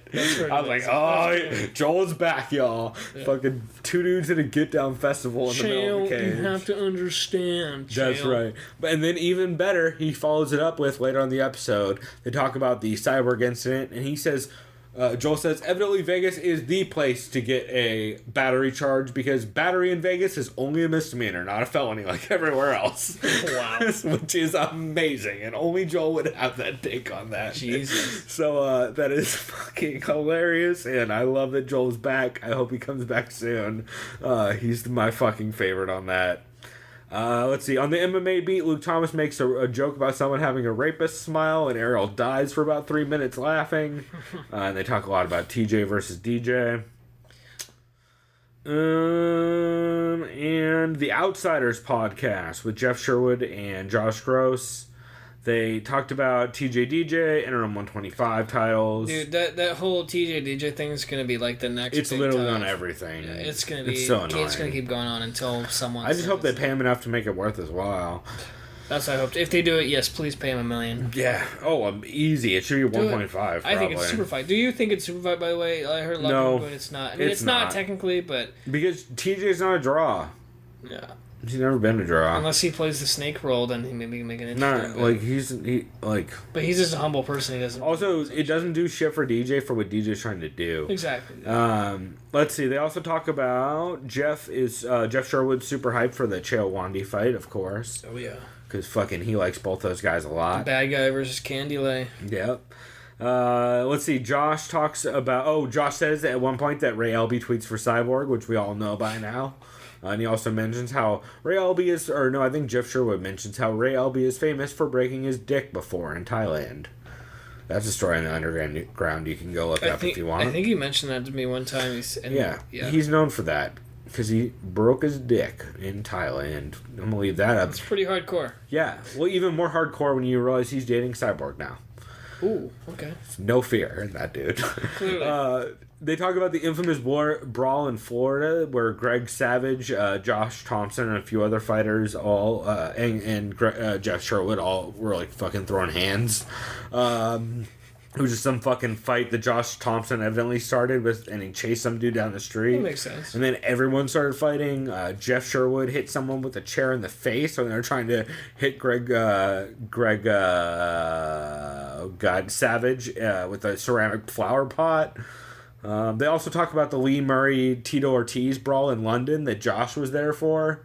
Where Josh saw Chuck drop 4 people back to back. And then they talk about, they have our great quote, which is going to be our third segment, second break in the show, which is a story about Charles Mask Lewis and how he used to give out clothing versus how Reebok gives out 50% fucking discounts. So Chris will talk about that when we come back from that break. Other than that, they just took a bunch of Patreon questions and let's see. It sounds like Gorgeous George from MMA Junkie is a Patreon listener, which is kind of cool to hear. And then, also someone called Dana's new Tuesday night fight series, Dana's Tuesday Night Loser Fight Series, which I'm kind of a big fan of, so you might refer to it as that from now on. That is my upstairs neighbors dancing with jingle bells. And the only other one I wanted to... 2 more things I wanted to cover quickly. Sean Funky and the Baddest Man, which is always one of my favorite episodes. They had Jerry Millen on, who's the Ryzen VP, former VP of Pride, has worked for a lot of those organizations. I was gonna say the only thing I caught when you were listening to that when I got here. Yeah. Something about they should have like, it'd be interesting if they had like Disneyland style fights, like fights for kids, like sponsored by Disney or something ridiculous. Well, yeah, because I don't know what he meant by that. Yeah, Jerry Millen loves crazy shit. He's also the guy who hired Joe Warren to do commentary for Ryzen. Oh yeah, that was great. Yeah, he also just loves saying inflammatory shit. Also, Askren fights in 8 hours from when we're recording this and won championship, so that's why he wasn't on the podcast and Jerry subbed in for him. They recapped the Bellator card. Sean Wheelock mentioned that everything outside the main card were pretty much Bama fights in the Bellator card, which is awesome. That's why the undercard was so big. It's because Bama is the second biggest UK organization, so they just basically co-promoted with Bama and threw the entire undercard as all Bama fighters. So it was a great undercard. Cool. But it also was that's why Bellator fighters aren't getting any fucking fights. Yeah. Sean said he would never go to a Bellator even if he was in Joe's corner. Wow, Sean that must have stung. Sean used to work for Bellator. Well, no, because Joe was like, Sean, would you go if I put you as one of my cornermen? He's like, nope, sorry, Joe, I'll watch you on TV. Because Sean, of course, used to be a commentator for them, and they let him go in a super dick move and hired another dude named Sean to replace him. Is that the bald wannabe Joe Rogan? No, that's the other guy. Jimmy Smith is the guy that he used to work with. Yeah. Oh, there's Bellator for you. Yeah, so, let's see. Oh, and then, Millen says the most depressing shit I've heard in a long time, and I think he's fucking totally right. So Jerry Millen says that the UFC was purchased because they're going to make it a stock play. Ooh, that's interesting. It kind of makes sense. But yeah, it makes a lot of sense. Because you'll get a lot of dumb people just throwing money at that because they know the name, including like celebrities and shit. Yeah. It's fucking... That's going to ruin this sport if that's the case. Because then it becomes a publicly traded company. And then it's just going to be... And then it's going to be a giant boardroom of people who get to decide what happens next for title fights. So get ready for Paige Van Zandt versus Joanna and Jacek next. Type shit. No, that's what I was going to say. I was going to say that. Or Ronda versus like Cyborg or whatever. Put these two fighters together because they like the same TV show and same food. So that's a conflict. Man. It's going to be ugly. Millen also says that the Conor Floyd fight's never going to happen, which Sean Wheelock has been saying forever, and something we've been saying forever. The band fight, I should say. I shouldn't even say their names. The Voldemort fight? Yeah, and he mentions that the reason why, another great reason why it's never going to happen is when, like, everyone's announcing, like, oh, half this fight is signed. Dana and Connor came to an agreement. I love seeing that when fake the fuck were they not in agreement? I love seeing that fake news on social media. I'll see like a dude I met when I was in Europe who's like to say, yeah, bro, this fight's gonna be fucking sick. And I just want to comment, it's not happening. It's fake news. Everyone's like, oh, fucking Connor and the UFC are on board. It's like they've always been on board, motherfucker. It's always been Floyd. It's never not been Floyd. What the fuck is wrong with you? He's a businessman and he knows his worth. Yeah, and his worth is more than they'll give him. And also, it's free promotion the more he drags this out. Because the UFC just keeps fucking putting him on TV all the time. Let's see. Sean mentions it's the third time in 5 weeks that the unmentioned fight has been discussed. And he's saying the fucking fake promotion bullshit is working. And then Jerry Millen slammed Damon Martin because Damon Martin was one of the guys who was going around saying that. Also, Joe Warren at one point says that the three biggest stars in the UFC are Conor, Ronda, and... Wait, Conor, Ronda, and Sage? Or Paige? Paige, yeah. It's fucking true. One of them. So sad. Yeah. Pretty funny. And then the only other thing I had to mention this week was I listened to a new show, actually from a guy who I'm kind of hyped about. I don't know his name, though. Fuck. I should look this up. It's called Your Favorite Fight Podcast. The name's good. David Golden is his name. It's Your Favorite Fight Podcast, and I found out about it because he actually favorited one of my tweets that I sent out this week about Zane Lamprey's show Chug, which if you guys don't know, Zane Lamprey had a show called Three Sheets and a show called Drinking Made Easy, basically just about booze and stuff and traveling. And it's a fun combo. Yeah, and so his show Chug just came out on Netflix. And I tweeted about it, and one of the guys who liked it was this dude, David Golden. Who I saw David Golden MMA. I was like, I fucking heard that name before. Turns out he's a writer. He's like a journalist up in Oregon who covers the sport. So he has a podcast called Your Favorite Fight Podcast, where he basically has on like promoters, matchmakers, fighters that are like on the smaller scene, and he just has them on talk about what their favorite fight is and why. I like that. I like that approach. It's a great idea, and he's had cool people on. Like he had the King of the Cage champ on to discuss Silva versus Franklin. He had the Submission Underground matchmaker, who I forget her name, but she was on the second episode to discuss Gustafsson versus Jones. Oh yeah, that's and then Jake Smith was on the third episode talking about Shogun versus Forrest. You would know the name Jake Smith, not by name, but by the water champ, Tom Segura. Remember how he said an MMA fighter helped him drop weight? That's right. That's Jake Smith. Yep. Cool. So they talked about that, and they talked about Tommy being the water champ. It was pretty funny. That's fucking cool. So yeah, it's a great podcast. I really recommend checking it out. I think they're about 8 episodes in so far. I've only heard the first 3. But I thought it was a fucking hilarious episode, and or hilarious couple episodes, and I'm definitely gonna check it out some more. That guy's doing a great show, and his audio quality is great, which I always appreciate.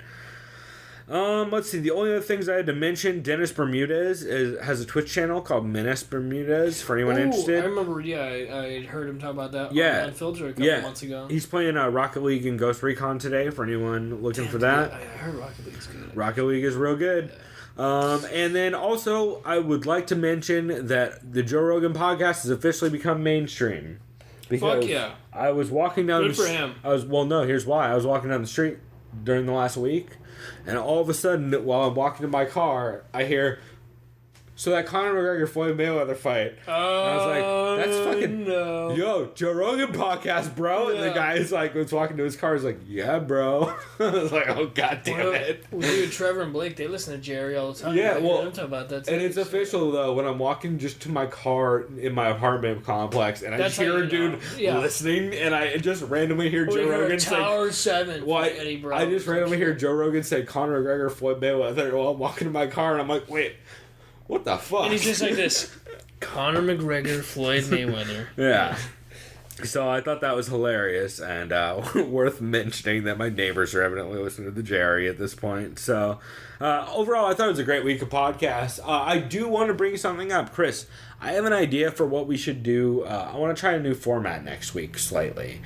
So I feel like we sometimes meander a little bit about just because we cover so many podcasts. Yeah. So I have an idea.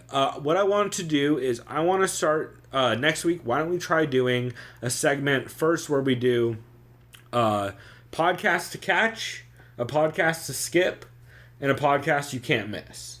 That's a good one. So I want us each to bring one of each of those to the podcast next week, so and then catch, skip, and miss, and then we'll also just do our regular like honorable mention segment where we'll talk about anything else we want to cover. Yeah, that's good. But I feel like it'd be good to just bring up to the top of the show like a quick like one we really like, one we really were indifferent about or didn't like, and then one that no one can miss because it was too fucking good. Like I would nominate pretty much any Derek Lewis episode of anything for that. So yeah, I think that would be a fun thing for us to do. So why don't we try that next week? Yeah, I got it written down. That's a great idea. Yeah, so we'll try that. We'll try that out next week. Let us know what you guys think. We'll see how that works out, and maybe we'll continue that going forward. Maybe we'll try up some other stuff. I just wanted to try something new, so look for that. Also, Mighty Mouse 125 or UFC 125 on Twitch has new emotes for you if you're looking for them. I guess that's all I have for this segment. Did you have anything else you wanted to mention? Nope, that was it for me too. Perfect. Well, we will go ahead and jump into our next segment. We will quickly recap Tough. We will go over Invicta shortly. And then we will preview UFC something in Stockholm. I don't know what it's called. That's right. That'll be in the segment after that. Also, we might talk briefly about Gaethje, because we might make you watch a Gaethje fight real quick. That's a great idea. Because they're not long, but they're always chaos. So we will we'll be back to that in this next segment. Oh shit! What is our clip? I just talked about it. What was it? Oh god. Nope. Luke Thomas was the intro. Clip. The thing about Joel. Oh, Joel. Joel. It's Joel. Our clip is Joel, who needs to come back to the You're Welcome podcast for the sake of everyone involved. Because god damn it, there's 2 grown men in a throwdown contest in the middle of a ring. The fuck else you gonna do?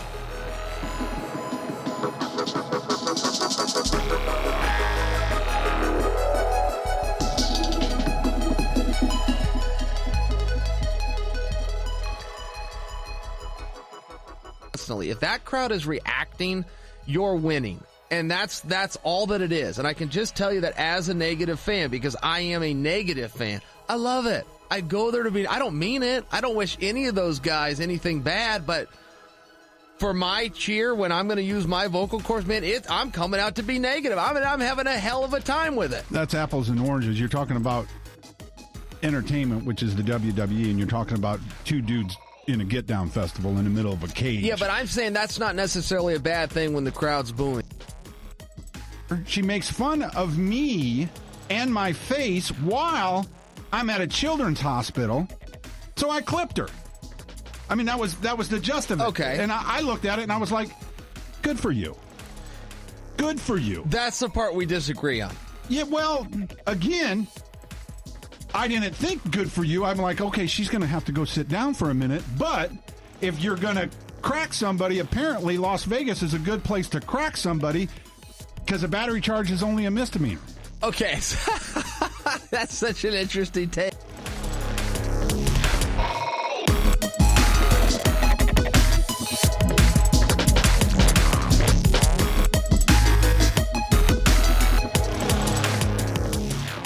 All right, we are back, y'all, and I guess we should first address, holy shit, how good is Joel's clips this week with Chael Sonnen? Pretty great. Man, that's exactly what I miss Joel. Between they're in the middle of Get Down Festival in the middle of a cage, brother. And his other quote, I am just a huge Joel fan. He says the dumbest shit in the most endearing kind of way. And Well, dude, like how comedy usually he's like the opposite of Cody. Because he says a battery is not a misdemeanor in Vegas. Just like the most confident fucking thing possible. Well, no, because it kept getting reported that they're like, oh, she's Las Vegas is trying to press a misdemeanor on her for a battery, and he was like, what fucking state is a battery a misdemeanor? I've gotten plenty of battery charges. They're all felonies. so it's a very rare take that I really appreciate Joel for. I thought it was just fucking hilarious and only the kind of thing Joel can bring about. And I can't wait till he's back on the podcast. And I believe July is when he gets back from whatever fucking state camp he has to go to. Yeah. I don't know what kind of sketchy shit is happening there, but I just hope he makes it back alive and we get more of him on the show. As long as it doesn't involve someone named Jim Jones or Scientology for that matter. Or drug trafficking, knowing Joel. Yeah. So we actually just sat down, before we even get into the Invicta card, we should go ahead and talk about. We watched some Justin Gaethje fights. We watched Justin Gaethje versus Luis Palomino 1 and 2. Disclaimer: I know who Justin Gaethje is. I was aware of him. Now that you've seen him, I've though, never you seen remember. him fight, but holy shit, this dude is nuts. Yeah. In a good way. No, like he crazy. gives. Now you like when he was talking all that shit about like, bro, I fucking. He's like, I'm a violent motherfucker and I'm an entertainer. Yeah. And it's like, nah, he backs that shit it's up. It's literally all he does. He's just and violent as shit. The only shit Michael Johnson's like, bro, you didn't fight UFC. It's like, fuck you, dude. Like, I don't care. Palomino, the way he just had the volume on him. He got clipped by Palomino. Yeah. And he just fucking put the I don't care on. what the fuck, promotion it is. If you could put that volume on someone else and that speed and those leg kicks is nuts, dude. Especially from the tie clinch, he bangs I like that his right chances leg. a lot against Michael Johnson. So the only thing that worries me a little bit is we did notice while we were watching that is sometimes Gaethje, when he gets clinched up against the cage, he circles with his hands down JDS style. Yeah. Where like he'll drop his hands and circle out. And like Palomino wasn't really taking advantage of it, but that's the only time because Johnson loves that shit. Johnson will feint at you until you back up and then throw like he did with Dustin Poirier and throw a bomb at your head, kind of like Tyron Woodley style, where he'll just feint you into a corner and fucking throw heat at your face. But I mean, assuming Johnson doesn't put him out with a single shot right away, fucking good luck putting away Justin Gaethje, dude. Right, like. That dude is so much fun. One of the most granite chins or iron chins I've seen. Well, and just like shit. When he says he loves violence, it's not like he says he loves violence in a way that like he loves like John Jones. Like John Jones likes imparting violence on people. Yeah. Like Justin Gaethje just likes violence, whether it's being done to him or he's doing it to other people. The moment. He just loves violence. Like I feel like if there was a Clockwork Orange character to fight in MMA, it would be Justin Justin Gaethje. Like, he just wants the ultra violence constantly. So I fucking, it was a lot of fun watching that. And are you now excited as fuck for that fight? Dude, and it's on my birthday too, so that's fucking great. Yeah, so everybody look out for that. Yeah, July 7th is that fight, everyone. It's the Tough 25 finale. Yeah. So we'll see the winner of Tough 25. Which is going to be one of those the greatest fights in July. It's going to be insane. Yeah, just that whole weekend, really. I mean, hopefully. Oh, yeah. That card right now is under flux like a motherfucker. Wait, the tough one? For Gaethje? No, but I mean, sorry, the big card, tough? 214. No, do you mean 213? Because that's the one. 213? I thought it was 214 was the... No, 214 is July 29th, dude. In Anaheim. Oh, you're right. Okay, so is it one. 789 or is it just 78 this time? I think it might just be July 7th. I think there's only 2. Yeah, there's no 3. Which is a bummer. I was spoiled last year, dude, last year was Eddie Alvarez, the RDA. It was on my birthday, yeah, I watched one that. One of the greatest and fights. then the next day it was like some Frankie Edgar, Chad Mendes or some shit. And then after that it was 200. That's right. Yeah. Which was a fucking Oh no, it wasn't insane Frankie Edgar, Chad Mendes, because Frankie Edgar fought in 200. So it was a fight before that. It was, but it was a really good, it was, I think it was maybe Joanna. Yeah. It might have been you're right. You're absolutely defending. right. You're absolutely right. It was against Claudia Gadelha. Yeah, I think so. Yeah, she was the 8th. She was. It was a tough finale. Yeah. Yep. Either way, I think there's 2 fights in International Fight Week in July. But then again, Gaethje, Michael Johnson, and then 213. That's fucking solid. Yeah, incredible. You're still drinking the Tony Gwynn beer, the 3. Tony Gwynn beer. I had a couple of those, and then I cranked through them, and I didn't want to drink Chris's last one. So. Oh no, I already had mine, brother. That's yours. Well, we'll see. Because I did make myself a sweet Old Crow and RC Cola like RC a professional. Cola, like a professional. That's how I roll. Right there. So if you hear some clinking, that's what I'm holding and shaking like a goddamn Alzheimer's patient. Michael J. Fox? Yeah, sure. Yeah. He doesn't have Alzheimer's, though. He has Parkinson's. Oh, because you said shaking. Yeah. That's why my mind went to shaking, and I was going to do a Tom Segura joke. No, I assume Alzheimer's patients shake because they're confused about where they are. Good point. So they probably have low-grade... It's like time travel. They probably have low-grade Parkinson's. Yeah. They just have constant, post-time time travel syndrome. I feel like it's really what... That's really what Alzheimer's is, Chris. It's like, you know that feeling right after you time travel? Where you get real shaky? Yeah. Okay, well that's... In my dreams I do, so that means I think I'm traveling somewhere. Exactly. Yeah. If I learned anything from the show Firefly, I feel like that might be it. So now that we are so off topic, and we've talked about Gaethje and Palomino, which is fucking so fun, we also watched the Invicta 23 card, which we only watched about 3 of the main fights. Although overall they were fucking a lot of fun, right? They're very. The ones we watched were great. I liked like every Invicta card. I liked it overall. However, the early fights I did not watch with Chris. Shiana Rincon got a win. Number 2, right? Shiana Rincon got a win over Brooksy Bayard. Oh, with your favorite judge. Yeah. He was a lot of Mike England on this card. But oh god, thank God. Wait, the ones we didn't watch is what he was on. Yeah, one of them. But he didn't referee the main event, right, thank Christ, as far as I remember. No, he didn't. Greg Franklin, Rich Franklin's brother, did, which is cool. That's neat. I believe that's Rich Franklin's brother. I could be wrong. I believe it is, though. Tiffany Van Sos, the San Diego Glory champion, took on Christine Ferreira, who, a.k.a. Ross Pearson's sister. Exactly. It looks a lot like Ross Pearson. She is, of course, coming off the win off of, I believe, Rachel Oshovich, if I look this up. Tiffany Van Sos. Yeah. Oh, yeah. Wonder Jiggle is what the UG seems to be calling her lately. Oh, yes, yeah. Because the jiggle is real, or Wonder Jello, the jiggle is real on Rachel Ostovich. That girl is bad. But Christine Ferreira took on Tiffany Van Sos. The first time I watched this fight, I actually thought Tiffany Van Sos probably lost that decision. But rewatching it, I think Christine only really took the last round. Yeah, I agree. Yeah, it was pretty close. The argument like could have been 10-8, could have been draw. Yeah, it was pretty close in that second round and in the first round. And Christine fucking dominated that third round in top control the entire time. It probably could have been a 10-8, which would have made it a draw, and I would not have been mad at that at all. But I could see how you give Tiffany Van Sos the decision if you don't give it a 10-8 in the third.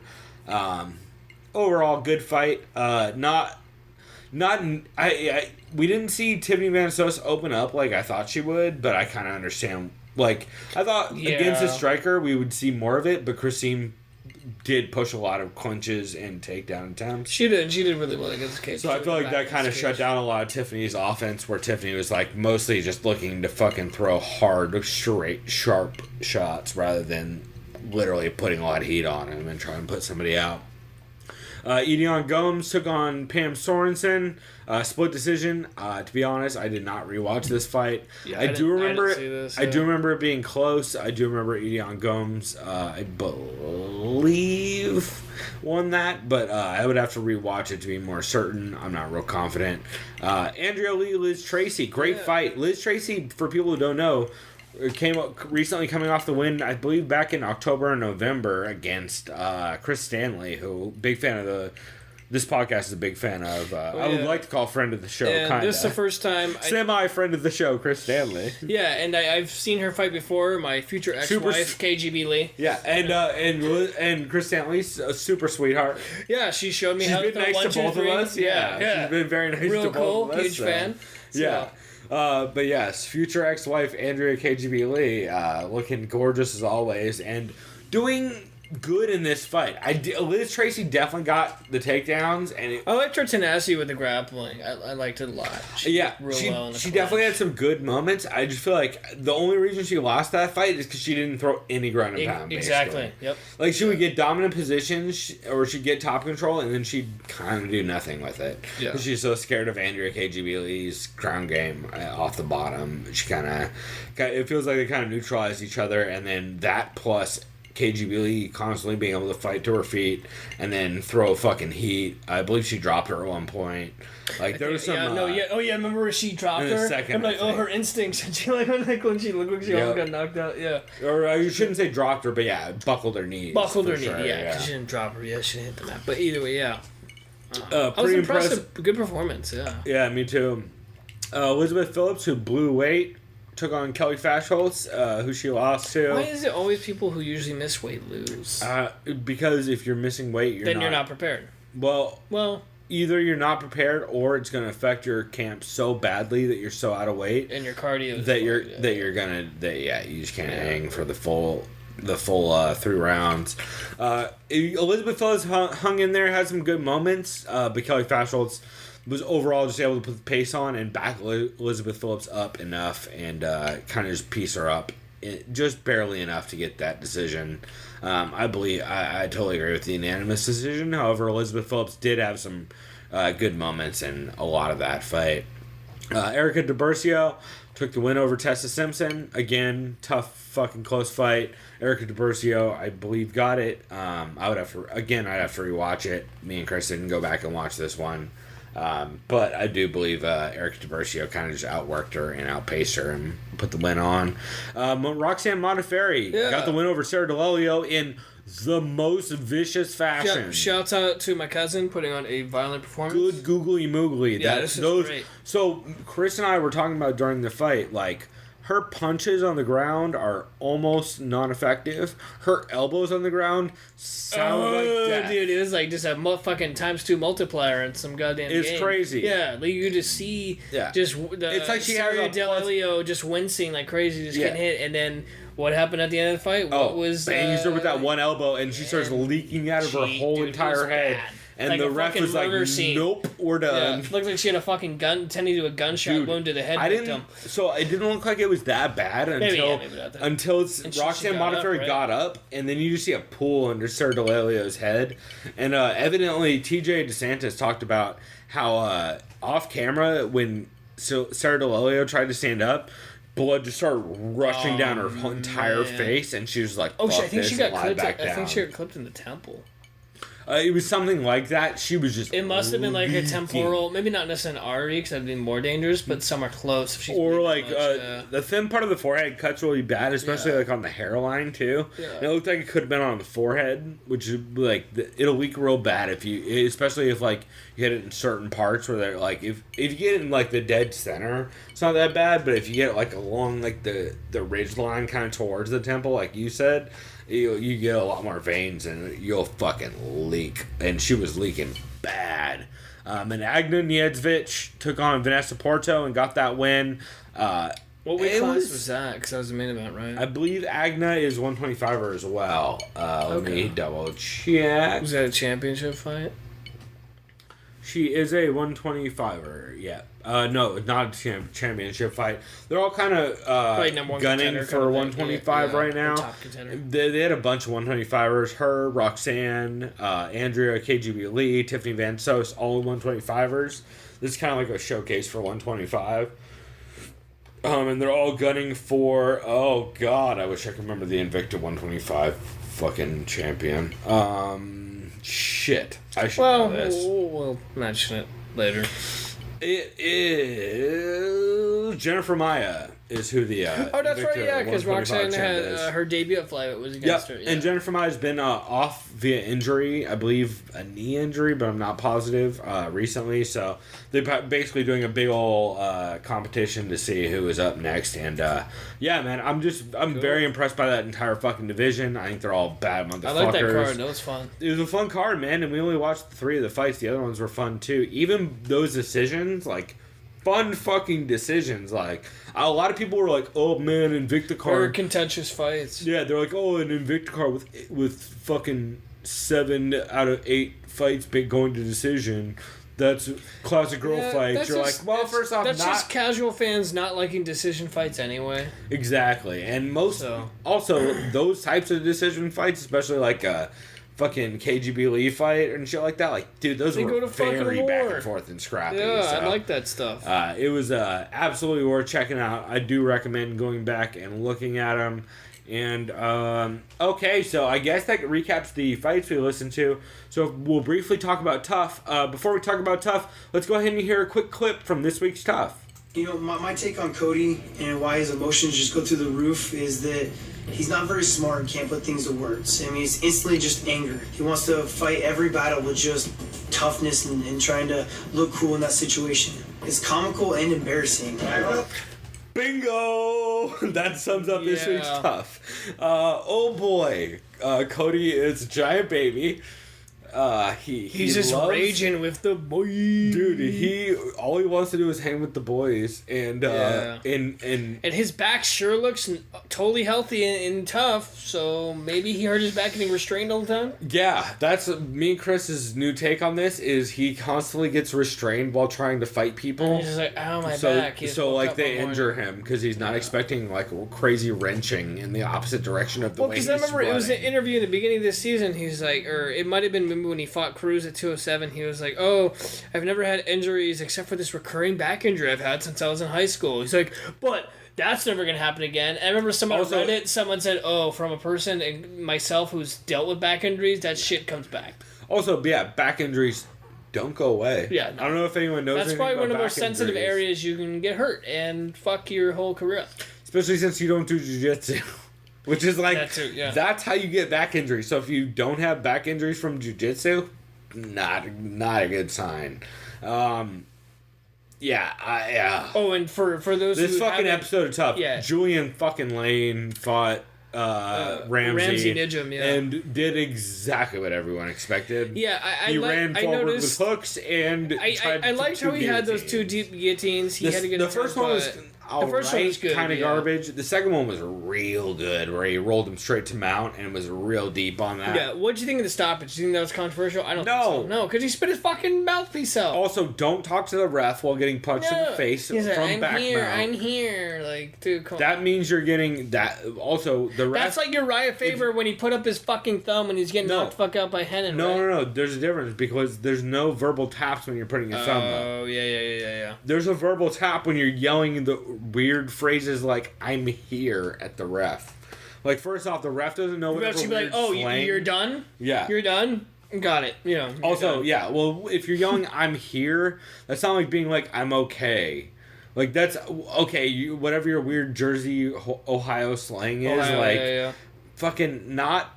That's not what the ref is going to hear. The ref is going to hear, I'm here. Way, which, like, by the way, that's not... Either way, even if the still ref... not effectively even if the defending ref yourself. didn't stop it, fucking Nidja Still was so got the sinking fucking in rear that naked. choke, Yeah, easily. So, Yeah. I had Nidja in that fight. I'm glad he got the win. I like Renzo I had a him lot. going into that fight and after I like that his fight. chances throughout the show, especially since he made it against Tony Ferguson. Him and Joe Daddy is going to be the Joe Daddy. dopest. Because Joe Daddy fights who next week? What the fuck's the guy's name? TJ's last, or Cody's last Justin guy. Lawrence. Justin Lawrence. Nope. Justin Edwards.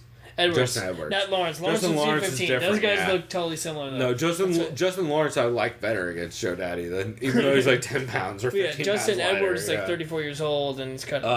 I really think Cody's gonna go 0-7 because I don't know Is if you it remember 7 total before the... he's 0-6 right now. Yeah, well, how and many there's only fights one are- left. Before the main... Before the next playoffs. round. Yeah, before like the playoffs. Yeah. So Cody might have 0 people going into the next round. They have to give him half of TJ's team. it's pretty great. It's fucking amazing. First off, It's pretty great. Second off, I don't know if you remember me calling that Joe Daddy Stevenson's going to win this entire season. Him or James Krause. Yeah, I would say either him, Krause, or Nijum are my 3. I think those are the 3. Yeah, and that's it. I like Krause or Joe Daddy over Nijum too. As much as I like Nijum, I just think Krause has the length, I think too. I think Krause has the length and the sharp outside game, and Joe Daddy has the pressure and the grappling to give him real trouble.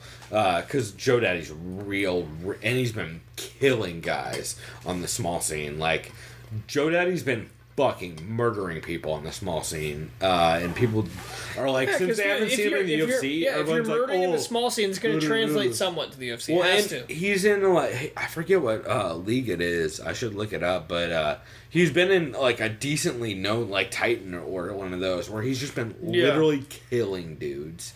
Where it's like not even fair. I'm happy. I'm stoked for next week. I mean, I know some people are shitting on Tough now, but the only reason why they're shitting on Tough is because for those who don't know, Cody is a Garbrandt garbage Dillashaw person. is officially off. Also, 213. I'm starting to not like Justin Buchholz, even though I like He's a that dick. guy. He's a fucking dick. I'm Dude, sorry. He's a dick on the good show. coach, but like, No, he's holy, a fucking asshole. Who he's was a in good the right? corner man, I should say. Who was in the right with the whole Dwayne? I thought Dwayne handled himself fine. Dude, Dwayne. He didn't do anything Dwayne wrong. and TJ look exactly the same, which is like, why are you being all crazy right now? Even At the TJ even entire said it time. from when he talked about Unfiltered 2 Yeah. weeks ago. He's like, Cody, you're They're embarrassing being yourself. fucking Justin, crazy. you're embarrassing yourself. Yeah. Handle yourself correctly, dumbass. Well, You know? TJ broke it down perfectly at the beginning of the segment, like we mentioned, where Yeah, it's like, oh, Cody's dumb and doesn't know how to use words, so he gets all And the funniest emotional. part that made me have Tries me to run up on fucking literally people. laughing out loud is when fucking Dwayne, I'm pretty sure Buchholz instigated, he like shoved Dwayne, and then out of nowhere you see Garbrandt running full sprint Full down the speed down the hallway, gets trying to by dip like by 4 people, other yeah. guys, and then Let's go. and then Danny, last call, I'm an asshole Castillo, like fucking holding like, no, bro, they get the face. You know? Well, and also, it was because he was right in the face of giant-ass Elliot Marshall, Yeah. who's a nasty jiu-jitsu he's player huge, I and a remember, yeah. 185er. Yeah. And everyone's like, no, I'm good, bro. Elliot Marshall's just standing there like, hey, calm down, calm. And everybody's like, oh, okay. Sorry, Elliot Marshall. Yeah. But, yeah, it was fucking dumb. It's exactly what you expect from Tough, and, yeah, not much more to say about it than that. So, do you have anything else you wanted to cover? No. Perfect. Well, everybody go watch some Justin Gaethje fights if you have not. We'll have links for them in the description because they're on fucking YouTube somehow. I don't know if that's legal, but I'll fucking link them. It's not, but I need to. Well, it might show be, some though, friends. because it's like- I need to show some friends for It might be research. because they haven't pulled them off YouTube, so what the fuck? Maybe, yeah, maybe NBC has some sort of thing with YouTube. Who knows? Anyway, I'll have links in the description for that as long as they last. And we will be back here in a second with this next clip. I believe our next show clip, let me pull it up, is... Oh my god, it is Jeff Sherwood describing the difference between Charles Mask Lewis of Tap Out and how he used to handle fighter clothing sponsorships versus Reebok. So look forward to that, and we'll be back here in a second to break down the upcoming Glover Teixeira versus Gus Davidson. Gustafsson, yeah, versus Gustafsson card, or as Heavy Hands is calling it, Glover versus Rashad Yan. That's right. So we'll be right back.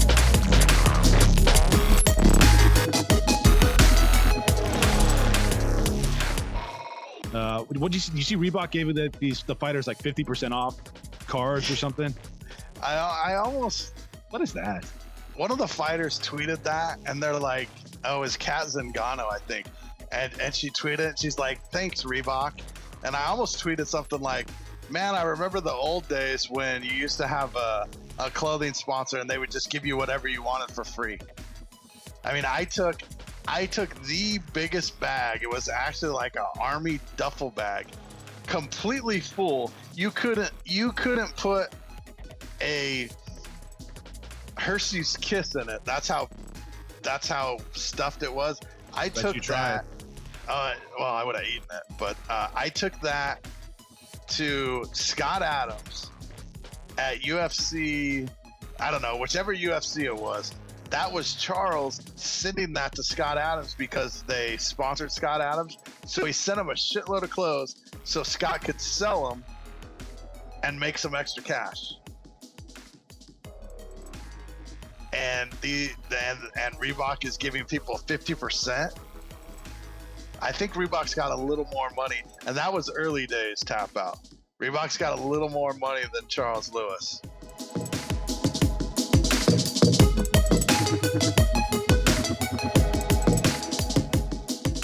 All right, we are back, and that was a clip of Jeff Sherwood and Josh Gross talking about the difference between when Charles Mask Lewis of Tap Out, who you probably see his name on the cage at every UFC event, they commemorate him on every single event still, as far as I remember.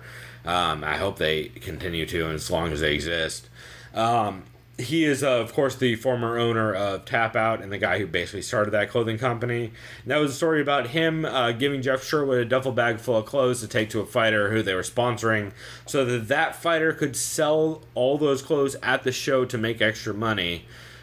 In comparison, Reebok sent fighters a 50% off coupon for recent fights. So, hey, Reebok, go fuck yourself. 100%. There's a reason why I own fuckreebok.tumblr.com. Go ahead and check that out.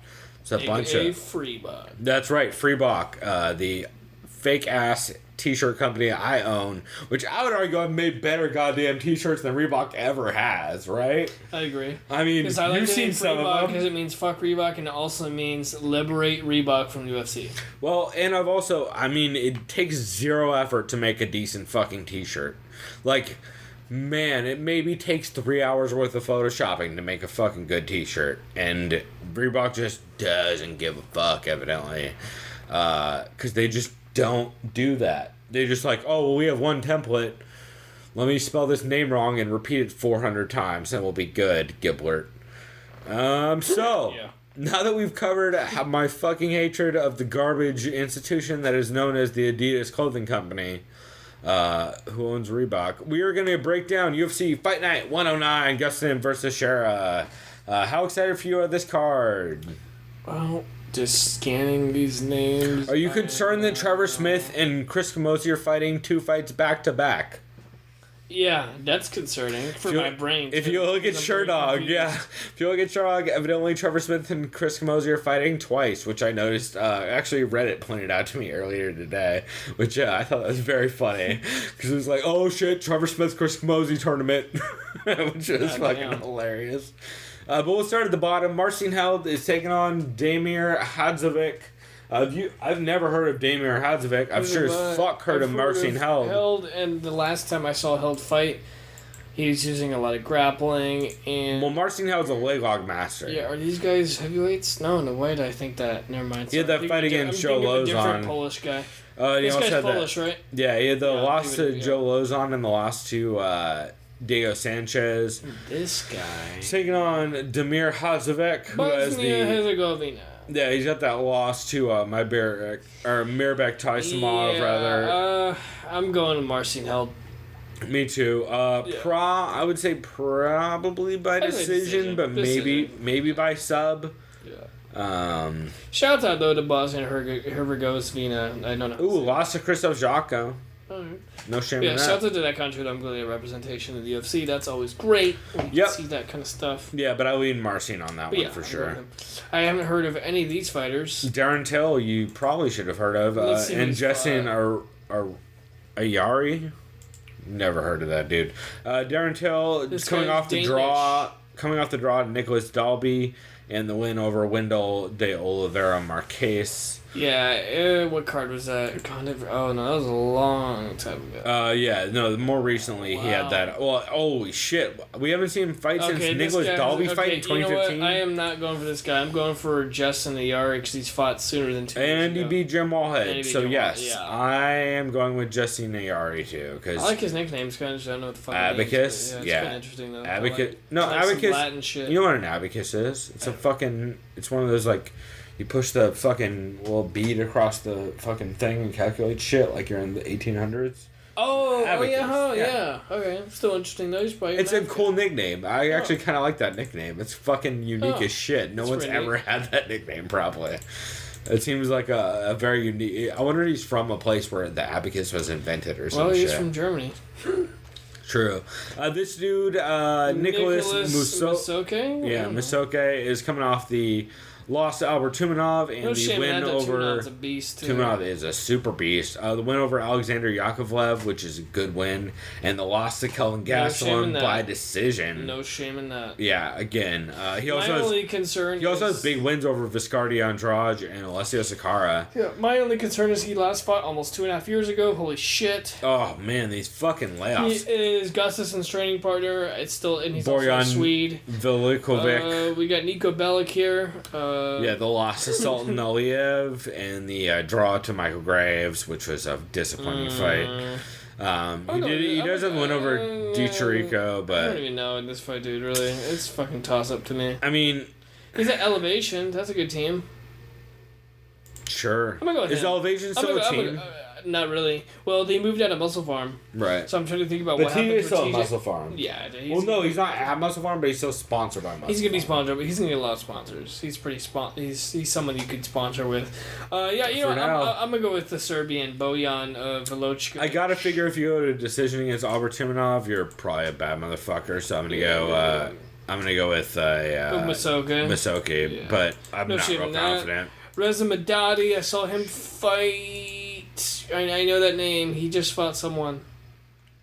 Reza Madadi just fought Joseph Joe Duffy. Duffy. Yep, that was a fucking war. Yep, and then he had the loss or the win over Jan Cabral, and he's taking on Joaquim Silva, or Joaquim Silva, I believe is pronounced. He's coming off the win over Andrew Holbrook. That's impressive. Pretty big win. That was back in July of last year, though. 30 seconds too. 30-second knockout. Nice. Yeah, July of last year, though. This is actually a tough fight to pick. I like the young guy. I like Joaquim. I don't want to. I know Madadi is a tough son of a bitch. He's a veteran.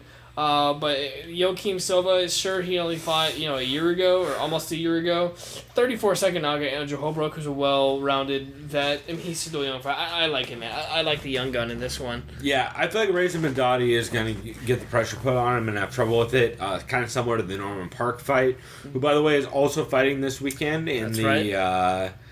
oh God, what card was that? Coliseum card from KSW. Which, right. if you guys don't know, Norman Park's not with the UFC. KSW is no, he's with KSW now, and he But like you got said, dropped. they're fucking massive. Well, yeah, and they also have had awesome. They're like, as Jordan Breen describes them, they're the new Pride. They've had dudes roll up to the cage in tanks. That's the kind of shit they're doing in KSW, and it's a 50,000 person crowd. So I like it. Get ready for some cool shit. To I like happen. that. That's pretty fucking yeah. rad. That's pretty rad. I would say definitely don't miss Norman Park at KSW. I think it'll be fun, but I do like Joaquim Silva in this one. I just feel like Reza Madadi is long in the tooth a little bit, and man, I feel like this is a tough matchup at this point in his career, and I feel like the young dude's gonna get the win over him. On that. So we got two fights here. Yeah, it's a double feature. It's a double header. Double header fight. Exactly. The double header hot sauce is doubling up. Trevor Hot Sauce Smith on Chris versus Camozzi, Chris Guido Camozzi. Is a very well matched fight. I feel like this is the perfect fight to make. Chris Camozzi coming off the losses to Talis and a very close loss to Daniel Kelly. That shit was real close. Yeah, I remember they called it unanimous, but yeah, Daniel Kelly was able to land some decent shit, but it was off like his weird judo trip, like high kick combinations and weird shit that he hits. Whereas Trevor Hot Sauce came off the USADA issue, and then had that loss to Andrew Sanchez.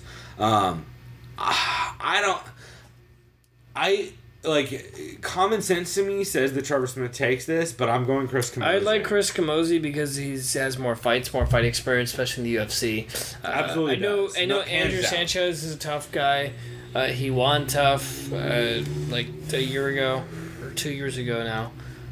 But yeah, I haven't. But then to be fair, I haven't really seen much of Trevor Smith fight, so I have to go with someone I've seen fight. So that's why I go with Chris Camozzi. I absolutely think this goes to decision, number one. Yeah, that's a good call. Which makes it tougher for Camozzi because I feel like Camozzi might get the worst of the grappling exchanges. Actually, I'm changing my pick. I'm going Trevor Smith. Okay. I want Camozzi to win. I like Camozzi. I don't know. I know a little bit about Trevor Smith. I know a bunch about Camozzi. Heard him a bunch on podcasts. I like him a lot. I want him to win. But just based on the matchup and based on recent performances, I feel like, and just style matchups, I feel like Trevor Smith is probably the better grappler when it comes to wrestling, and I feel like Chris Camozzi isn't going to be able to close the distance and sink anything significant. So I think Trevor Smith probably gets the decision, but I think it's very possible that Chris Camozzi snatches something unexpected or goes and catches him with some, Joe Rigg style fucking knees to the face or some crazy shit. Pedro Munoz, who I feel like we haven't heard from in a bit. Justin Scoggins' last fight, which is a fucking great win. Dude, the way he beat up Justin Scoggins and got the sub was impressive. He's taking on Damian Stasiak. Webster is his nickname. Recently went over Davey Grant, former Ultimate Fighter guy. Oh, yeah. Also win over Philippe Pejek. Who I don't remember. I've heard of Pedro Munoz. It's weird. He has the face for a heavyweight, but he's tiny. Yeah, I'm talking about like he looks but he always he does, or like at least a 185 or face. Yeah, you know what I mean. He's like an older face. He has a little bit of a Vitor face. Yeah. I went over Justin Scoggins, which is two good wins, though. Ultra impressive, especially by guillotine. I'm going to him. I'm going with him because I saw two fucking submission wins. He has two finishes in the last three fights, especially submission. Especially in the bantamweight division, where there's a lot of sprawling and back up against. Especially cage. When your two last wins are over Russell Doan and Justin Scoggins. Yeah, I Russell Doan, Joe. I remember watching him fight. I think he fought Smolka last time I saw him fight, and that was a fucking great fight. And your two losses previous to that are Jimmy Rivera and Rafael Sunsao. Yeah. Are you kidding me, bro? Yeah. That's fucking top fivers easy. Like, Jimmy Rivera is number 5 right now. Belt. As far as rankings go. Jimmy Rivera's coming for that motherfucking belt. I think they're going to have him fight a Sunsao or Lineker next. Jimmy Rivera is the truth. That dude is fucking trouble for that division. Because I just saw someone is fighting Henan Barao. Oh, Bermudez, I believe, is fighting Barao or something like that. It's some other... No, but Bermudez is featherweight. Fuck. My bad. Barao's fighting someone. Barao's 55 now, right? No, Barao went back down to bantamweight, dude. He went back down to 35? Yeah, he can make weight now. Right, he went up to 45 and then got back down to 35. And he went back down. Yeah, fuck, but he's fighting someone big in a bantamweight. They're not, huge, but it's a pretty decent name. Well, we'll talk about it when it's no, it is Rivera. I think, Jimmy Rivera is fighting Henan Barao. I think that's what it is. Here, I'll click on it. Right? Thomas Almeida. Sorry. Yeah, I don't know why I thought Jimmy... That'll be a good fight, and Jimmy Rivera's going to beat the fuck out of Thomas Almeida. July 22nd. Look out for Jimmy Rivera to make you some motherfucking money. Yes, I'm telling you right now. Remember, Thomas Almeida's fought taxi cab drivers. By TKO, Jimmy Rivera, I'm telling you right now. Go ahead. You got Jack Hermanson versus Alex. I'm a fucking racist asshole, but friend of Platinum. He didn't get dropped? I thought he got dropped. That's that same asshole? Yeah, he's a piece of shit. Holy and he's real good friends fuck. with Mike Perry. Don't get me wrong, guys. Just to let you know. No, we fuck like Alex- Mike Perry. We like Mike Perry. Oh but yeah, fuck Mike his Perry's friend. great, but fuck Alex His Nicholson. friend's a fucking dick. Alec Nicholson can eat all the dicks, as far as I'm concerned. Yeah. Jack Hermanson, I am picking. Yeah, I'm picking him just because I just hate Nicholson enough to not go for him. So No, fuck that Alex fool. Nicholson's a fucking. He literally clown. looks like an asshole. Well, he also is just a racist piece of shit. America, HET, Orlando, fuck you. Wait, you mean people in Orlando are racist, bro? No, I'm just saying HET, Orlando, fuck you. Because No, it's not the real I'm HET saying like Coconut Creek. Like, fuck Orlando you. are also. Are they pretty bad? Have you been to Florida? Yeah, I've been to Orlando when I was like 8. I went to Islands of Adventure. It was amazing, but I was too short to ride all the rides. So I gotta go back. Do they call you the N-word for not being tall enough? Because it feels like something Florida would do. They probably called me a midget guinea. I mean, I don't get offended by that because I'm white, but you know what I mean? Like, they'll just call you any sort of obscenity. My point is, Florida is a trash planet that Alex Nicholson is the king of right now, and I'm... yeah, the Spartan. You're clearly a douche. You're calling yourself the Spartan. Well, I just hate Florida, and he embodies I mean, a lot of what I Florida. hate about Florida. Florida. So, yeah, I do like Jack Hermanson, probably by decision. The Joker, please. Please, don't. Oliver Enkamp versus Nordine. I remember Nordine Taleb. Last time I saw him fight, he knocked out Eric Silva real bad after Eric Silva said, hey, let's... He's like, hey, let's touch gloves. And then he faked him out and fucking just hit him with the right cross. And then Nordine was like, fuck you, and then knocked him the fuck out. That was really gratifying. That's why you don't do... Yeah, that's why you don't do dick moves in MMA. They almost never work out. Yeah. I feel like I've only ever seen that work... No, the only time I was going to say I saw that work was when the dude kissed him, and then Heath Herring killed him in the face. That was great. But that didn't really work out. That was great. He just kind of killed him in the face. Yeah. Why'd you know? I'm not homosexual. Why'd you kiss me? Yeah. It's like, well, he kissed me on the mouth, so I had to hit him in the face. Like, that's kind of fair, bro. Like, that's a super fucking inappropriate thing to do. So this dude's coming off... Must be pretty hyped if he's this far up. I guess he's coming off Superior Challenge with some subs and some TKOs. Nordine Taleb is a bad motherfucker coming off the loss to Santiago Ponzinibbio by no decision. shame in that because he's a top guy. Yep, no shame in the loss of Worley Alves because he's tough as shit. And the win over Eric Silva by punch. I don't see a way that Nordine Taleb loses this fight unless I just don't know shit about Oliver, which is super And possible. I think it is a safe bet to go Taleb, and if Enkamp does win, guess what? We're fans. He's good. Yeah. Fuck it, yeah. Like, I'll be excited to see that fight, but I don't know nearly enough about the dude to But stay be tuned for that. Look out for confident that fight, everyone. So next we got Abdul Razak Al Hassan from Arlington, Texas, the American, versus Omari Akhmedov, of course, Wolverine from Dagestan. Yep.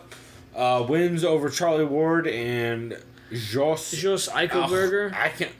Ghetto. Jos Ellenberger. Eichelberger. Yeah. So the win over Charlie Ward is, impressive, but it was a long time ago, November 2016, and Charlie Ward has not done much since. Like 6 months ago. Whereas Omari Akhmedov has been pretty consistently. And he's an beast. ATT. Holy shit. Yeah, the win over Brian Ebersol, which always. I like this guy. I got to go with Team Eagles. Habib. He's probably part of Eagles. Oh, is he? If he's from Dagestan, he probably is. I mean, ATT. But like, his Eagles is like a side thing too. True. I'm saying when he's at home. He is from Dagestan. Yeah. That's purely a Dagestan team. So yeah, how's that other dude been doing against wrestlers? He's got all wins. He hasn't really fought anybody. He fought a dude in Bellator named Bryce Shepard Magi, who I feel like I know the name of. That's like the whitest. And like Charlie Ward, I know the name of, but like Charlie Ward's not somebody that like I would be like, feather in the cap on. Either way, I'm gonna go the safe route. Go with the Akhmedov. I feel like he probably puts the pace on and just kind of a combination of outpacing and out wrestling, and just kind of pieces them apart, gets the decision probably. Because if you're going to beat Kyle Noak, I feel like I'm pretty confident about you beating whoever the fuck you're fighting right now. So we got Ben Saunders versus Who is Peter a fan Sabota. favorite. This is going to be a great fight. Well, first up, every Ben Saunders fight is a good fight. Taking on Peter Sabota. The two welterweights. You got the American Ben Saunders versus the German Peter Sabota. He has the win over Nicholas Dalby, the loss to Kyle Noak, and the win over Steve Kennedy. He also has the win over Paul Palak. And then Ben Killer B Saunders obviously has those 2 wins over Jacob Volkman and Court McGee. Yeah. And that loss to Patrick Cote, which allegedly Patrick Cote greased for, according to Eddie Bravo. I'm going to go with Ben Saunders. I like who he's fought lately. I like that he's fought in January. Yep. I know Peter Sabata is probably Totally on board young here. talent. But I don't even think the age was that too far off, too, with the age difference. So. No. And, like, I just like Ben to be able to mostly control the ground game and clinch game and just take him in deep waters, which Ben is very familiar with, and just kind of drown him, like, piece by piece, knee by knee, elbow by elbow, just kind of drown him and either get a sub, like a weird Darce or a rear naked in a scramble, or just be able to basically piece him apart and get the decision by top control. I just see this dude struggling a lot to deal with the forward pressure and top control of Ben, because Ben's a bad motherfucker. Although Nicholas Dalby should not be slept on, because that dude is way better than people give him credit for. Misha Serkinov. Ooh, this is a real good fight. He's taking on Volkan Ozdemir. I don't really good know fight. a ton about Volkan Ozdemir. I saw his last win against Oven St. Brew, and he was impressive during the run, but it was like, it could have gone either way, yeah. It was a very, I would say that fight actually was not that impressive.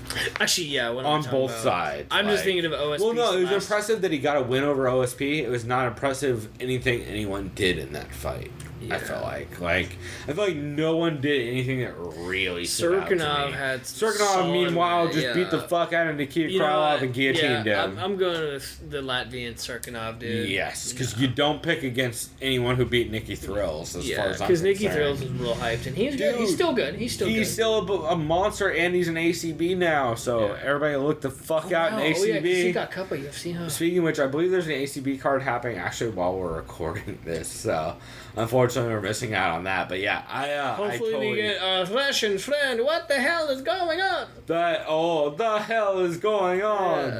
Totally unexpected. Totally unexpectable. Then we got Gus our main Davidson, a.k.a. Alexander the Moore. That's right, you love that joke off Reddit. I don't know. It's just, it's stupid as fuck, but it's kind of funny.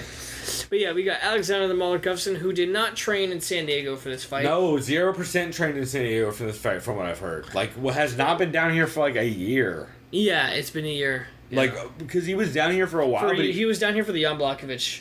Well, and he was down here after that, but not training. He was like in the desert hanging out. Yeah, no, it's because someone's podcast, they said Akatia Wells or something. They were saying too, if the fight's in Europe, he'll just train in Europe, All Stars, and that makes sense. So he didn't go down.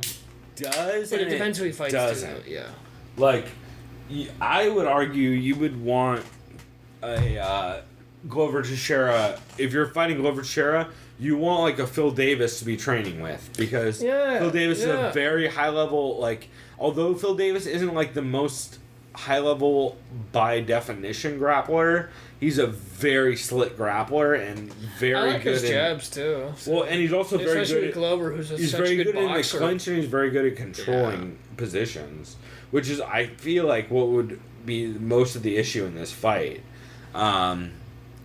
which worries me a little bit, to be honest, because like Alexander Gustafsson looked okay against Jan Blachowicz, and that's been about it.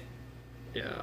I mean, to be fair, he looked good against DC, although people give him way too much credit for landing like one knee and an overhand. That dropped him, yeah. He won like maybe 2 rounds out of 3. Maybe. And one of those was a very dominant round, but like the rest of them were like fucking at best toss-ups, if not. You mean 2 out of 5? Because I gave it 2 out of 5, sorry. I gave it 48-47. Sorry, I said 2 out of 3, yeah. No, but yeah. 2 out of 5. I scored a 48-47 DC clean, like, Clean. Yeah. Super clean. Yeah. And it could have been 49-48. I mean, 49-47 maybe. Yeah, 49-47. Yeah. Like, there was like he had that one really good moment with the knee, but other than that, like, the rest of the rounds were at best close. Yeah. Like, I feel like DC got the best of the majority of that. And then the Jan Blachowicz fight, he played it He just laid safe. him prayed, yeah. He didn't even. I wouldn't give him that, because I feel like that's unfair to the kind of pace and pressure he put on him. But he just absolutely was looking to work Jan Blachowicz in where he knew Jan Blachowicz couldn't hang, which was like mixing shit up. Like, because he did a very good job of like throwing long straight punches, and then as soon as Blachowicz closed the distance, he'd just dump him on his back and just pass and just hang out and kind of punch him up, and not kill him at any point, not really try and push the pace, but just kind of slowly work him over. And I feel like I don't know. And Glover, well, let's take a look at Glover. Glover's come off of a weird streak as well. He has a win over Jared Cannonier. He also fucked Jared Cannonier, which is impressive. It's what I expected. Yeah. The Anthony Johnson loss. He got one of the most brutal knockouts I've ever seen in my life. But to be fair, it's not like 13 seconds. Oh, that was one of the fastest. I forgot that was ever, that. Right? Yeah. I forgot that was that short. But to be fair, it's not like Gustafsson's looked that much better. It's probably worse head trauma wise. Yeah, good point. Yeah, before that, close fight. Before that, Glover has a win over Rashad, who's kind of a 25er. Patrick Cummins, but he does have the win over OSP as well by RNC. It's a pretty big win looking back on it. And that was not even that long ago, 2015. Who do you like in this fight? This is real close. I'm going to let you pick first, but I like this fight in general. I think it's going to be a very telling for what the future of this division holds. It's tough. I mean, talk it through. This could go either way. I like Gustafsson because I'm assuming he's longer with his reach because he has like an 80-inch reach. Probably. I imagine Glover's like 76, something like 77. I would assume so, yeah. As far as the boxing, I like their boxing equally the same. I know Glover's the savage boxer, but so is Gustafsson. I think the stand-up's going to be pretty even. It's just going to come down to the clinch and who backs up who against the cage, who can cut the angles more. Totally agree. I like Glover as far as when he's backing up, backpedaling and throwing strikes, but I like Gustafsson as far as him cutting off the angles, which is why I like him. I don't think anyone's going to stop each other. I think it's going to be a war. I think it'll be a decent fight. I don't think it'll be anything, spectacular, but I like Gustafsson via decision. I'm not going to call it split or unanimous because, whatever. It's up to the judges. Mm-hmm. But I like Gustafsson. But if Glover were to win, it wouldn't surprise me either. But I just like Gustafsson because I just like his length advantage, I'm assuming, because I'm pretty sure he's taller and has more length. I would assume so. I would assume even if he isn't longer, he's going to use his length better than Glover will. Yeah. I am going to actually lean Glover on this one. It's just the grappling disparity is the thing that makes me curious, and the fact that Gustafsson hasn't been down at Alliance with Phil Davis, which I feel like is where he should be training for this fight, because I feel like Phil Davis is the perfect fucking training partner if you're preparing for Glover. Yeah, especially since Phil Davis beat him. Phil Davis can Phil Davis fight him? Yeah, he did. I very much believe that Phil Davis beat him by decision, and I very much believe that Phil Davis can mimic Glover's style pretty well. And it worries me not seeing Alex in that camp.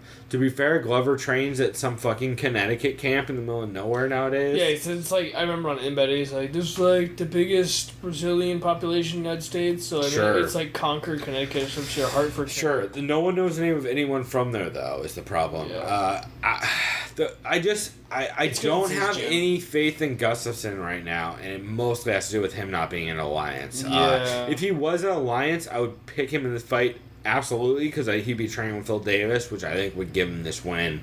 I'm very concerned about the fact that he's not training there. And Glover is a very underrated and hits way harder than people give him credit for. And no one talks about how fucking elite he is on the ground as a crazy high-level Brazilian Jiu-Jitsu black belt. Glover is very good on the ground, and if he walks you into the clinch, shit is not going to go well for you. Nope. Ever. It's never happened. So, I feel like there's too many ways for Glover to win this fight over Alexander. Although, again, if Gustafsson was training at Alliance, I would absolutely pick him. But the fact that he hasn't been at that camp, the fact that the Glovers look good against Jared Cannonier, only losses to Anthony Johnson, who... I mean, for fuck's sake, everybody loses to Anthony Johnson except for DC. man, I just have to go. I have to go Glover in this fight, but I think it's gonna be an awesome fucking fight. I think this card actually overall is pretty underrated.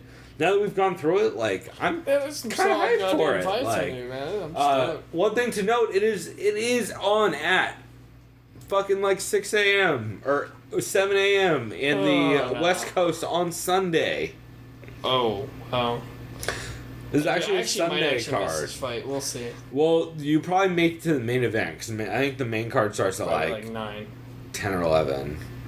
I mean, like the first prelims. The prelims starts first at 6? prelims are like. There we go. Oh yeah, I'll be able to watch it. Like Yeah, I'll probably watch it like a 9. Even if it's 9. I think I'm a little bit off. I think the first prelims start at like 8 or something like that Pacific. Yeah, let me check. Yeah, pull it up actually. Yeah, I'll pull it up right now because on the app they show all the local times. Yeah, but it's definitely an early Sunday morning card, which is pretty weird, but I'm kind of into it. So, to be fair, I'm one of those weird people who actually really enjoy those.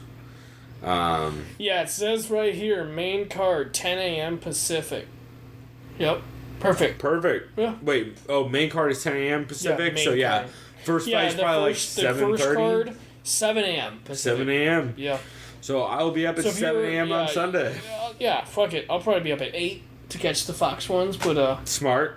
I'm a fucking savage who we'll see. Has no self-control. I might even be up at 5 a.m. this morning or tomorrow morning to watch Ben Askren fight, except I can't afford it, so I'm hoping somebody's streaming it because I can't afford $10 right now because that's the kind of struggle I'm in right now, y'all. The struggle's real. I just want some Ben Askren in my life in ONE FC. Why do you gotta bang on me like that?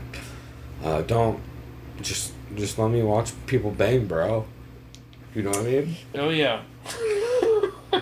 Oh, man. All right, so we will go ahead and wrap there. But, yeah, I'm pretty excited for this card. And then, what do we have next week, do you know?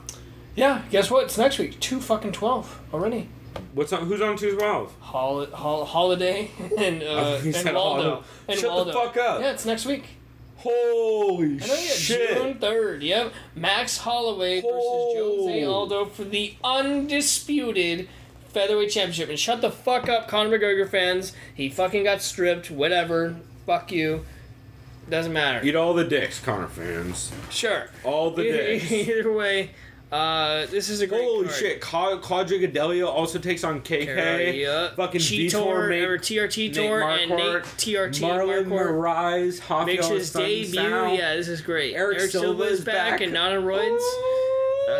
Youre Alcantara looks great at bantamweight. Yeah. Eric Spicy. I love that guy. Zapato. Fuck yeah, look at that's a grappling match. Yeah, Antonio Carlos Jr. Johnny Eduardo, Matthew Lopez. Wale Bambosa. That's a great card. Oh, it's a good Jamie Moyle. Oh, it's a good card. Oh man, I'm hyped. Yeah. All right, well, fuck. I just ruined all my hype for this weekend looking at that, but. Definitely check out the fights this weekend. They'll be fun. You guys, I guess, you have anything else you wanted to cover? Nah, man, I'm good. Perfect. Well, we are officially, hopefully, fingers crossed, going to be on iTunes in the next couple weeks. We are filling out right now all of our shit, and we're going to apply here within the next week or so. So, depending on when they approve us, we'll be sure to let you guys know. It'd be much easier to find us. Because then we'll be on all the podcast aggregators as well as on YouTube and thesoundofviolence.com like always. If you guys don't know, you can email us, Chris at thesoundofviolence.com. Hit us up on Twitter, TSOVpod. You guys can also on our Twitter actually find an entire list, as we mentioned earlier, of every single UFC fighter that's on Twitter. We made a list of those, so if you're looking for people to follow, or if... we mainly made that list because Cajun Johnson kept calling out that every fighter on Twitter or every UFC fighter should be retweeting and sharing all of the other fighters who are signed and shit. Yep. So I was like, hey, Cajun Johnson, here's a list of every fucking fighter that's signed. Congratulations, bitch. And so he retweeted that, and so that's worth checking out. And like I said, you guys can email us, hit us up there, tell us what you should be doing. We will have a little bit different format for our podcast next week. For our podcast references, looking forward to I it, should though. say. I think that'll be good. I think that'll be good for us. It'll be a lot of fun. And we'll see how it works out. Maybe we'll change it up, find some new shit, but I think it'll be a cool change of pace. So look forward to that. And until next time, everybody, go subscribe on YouTube. The Sound of Violence on YouTube. We can't pick a fucking like URL yet. We have to have way more subscribers. Oh, yeah, that's right. Yeah. So if you could just Google The Sound of Violence podcast on YouTube, or if you just Google The Sound of Violence podcast, it'll show up everywhere. Subscribe there, like all our shit, and until next time, everybody, we're out. But I hope you guys enjoyed UFC 212, and until next time, go do something decadent. We out. Peace.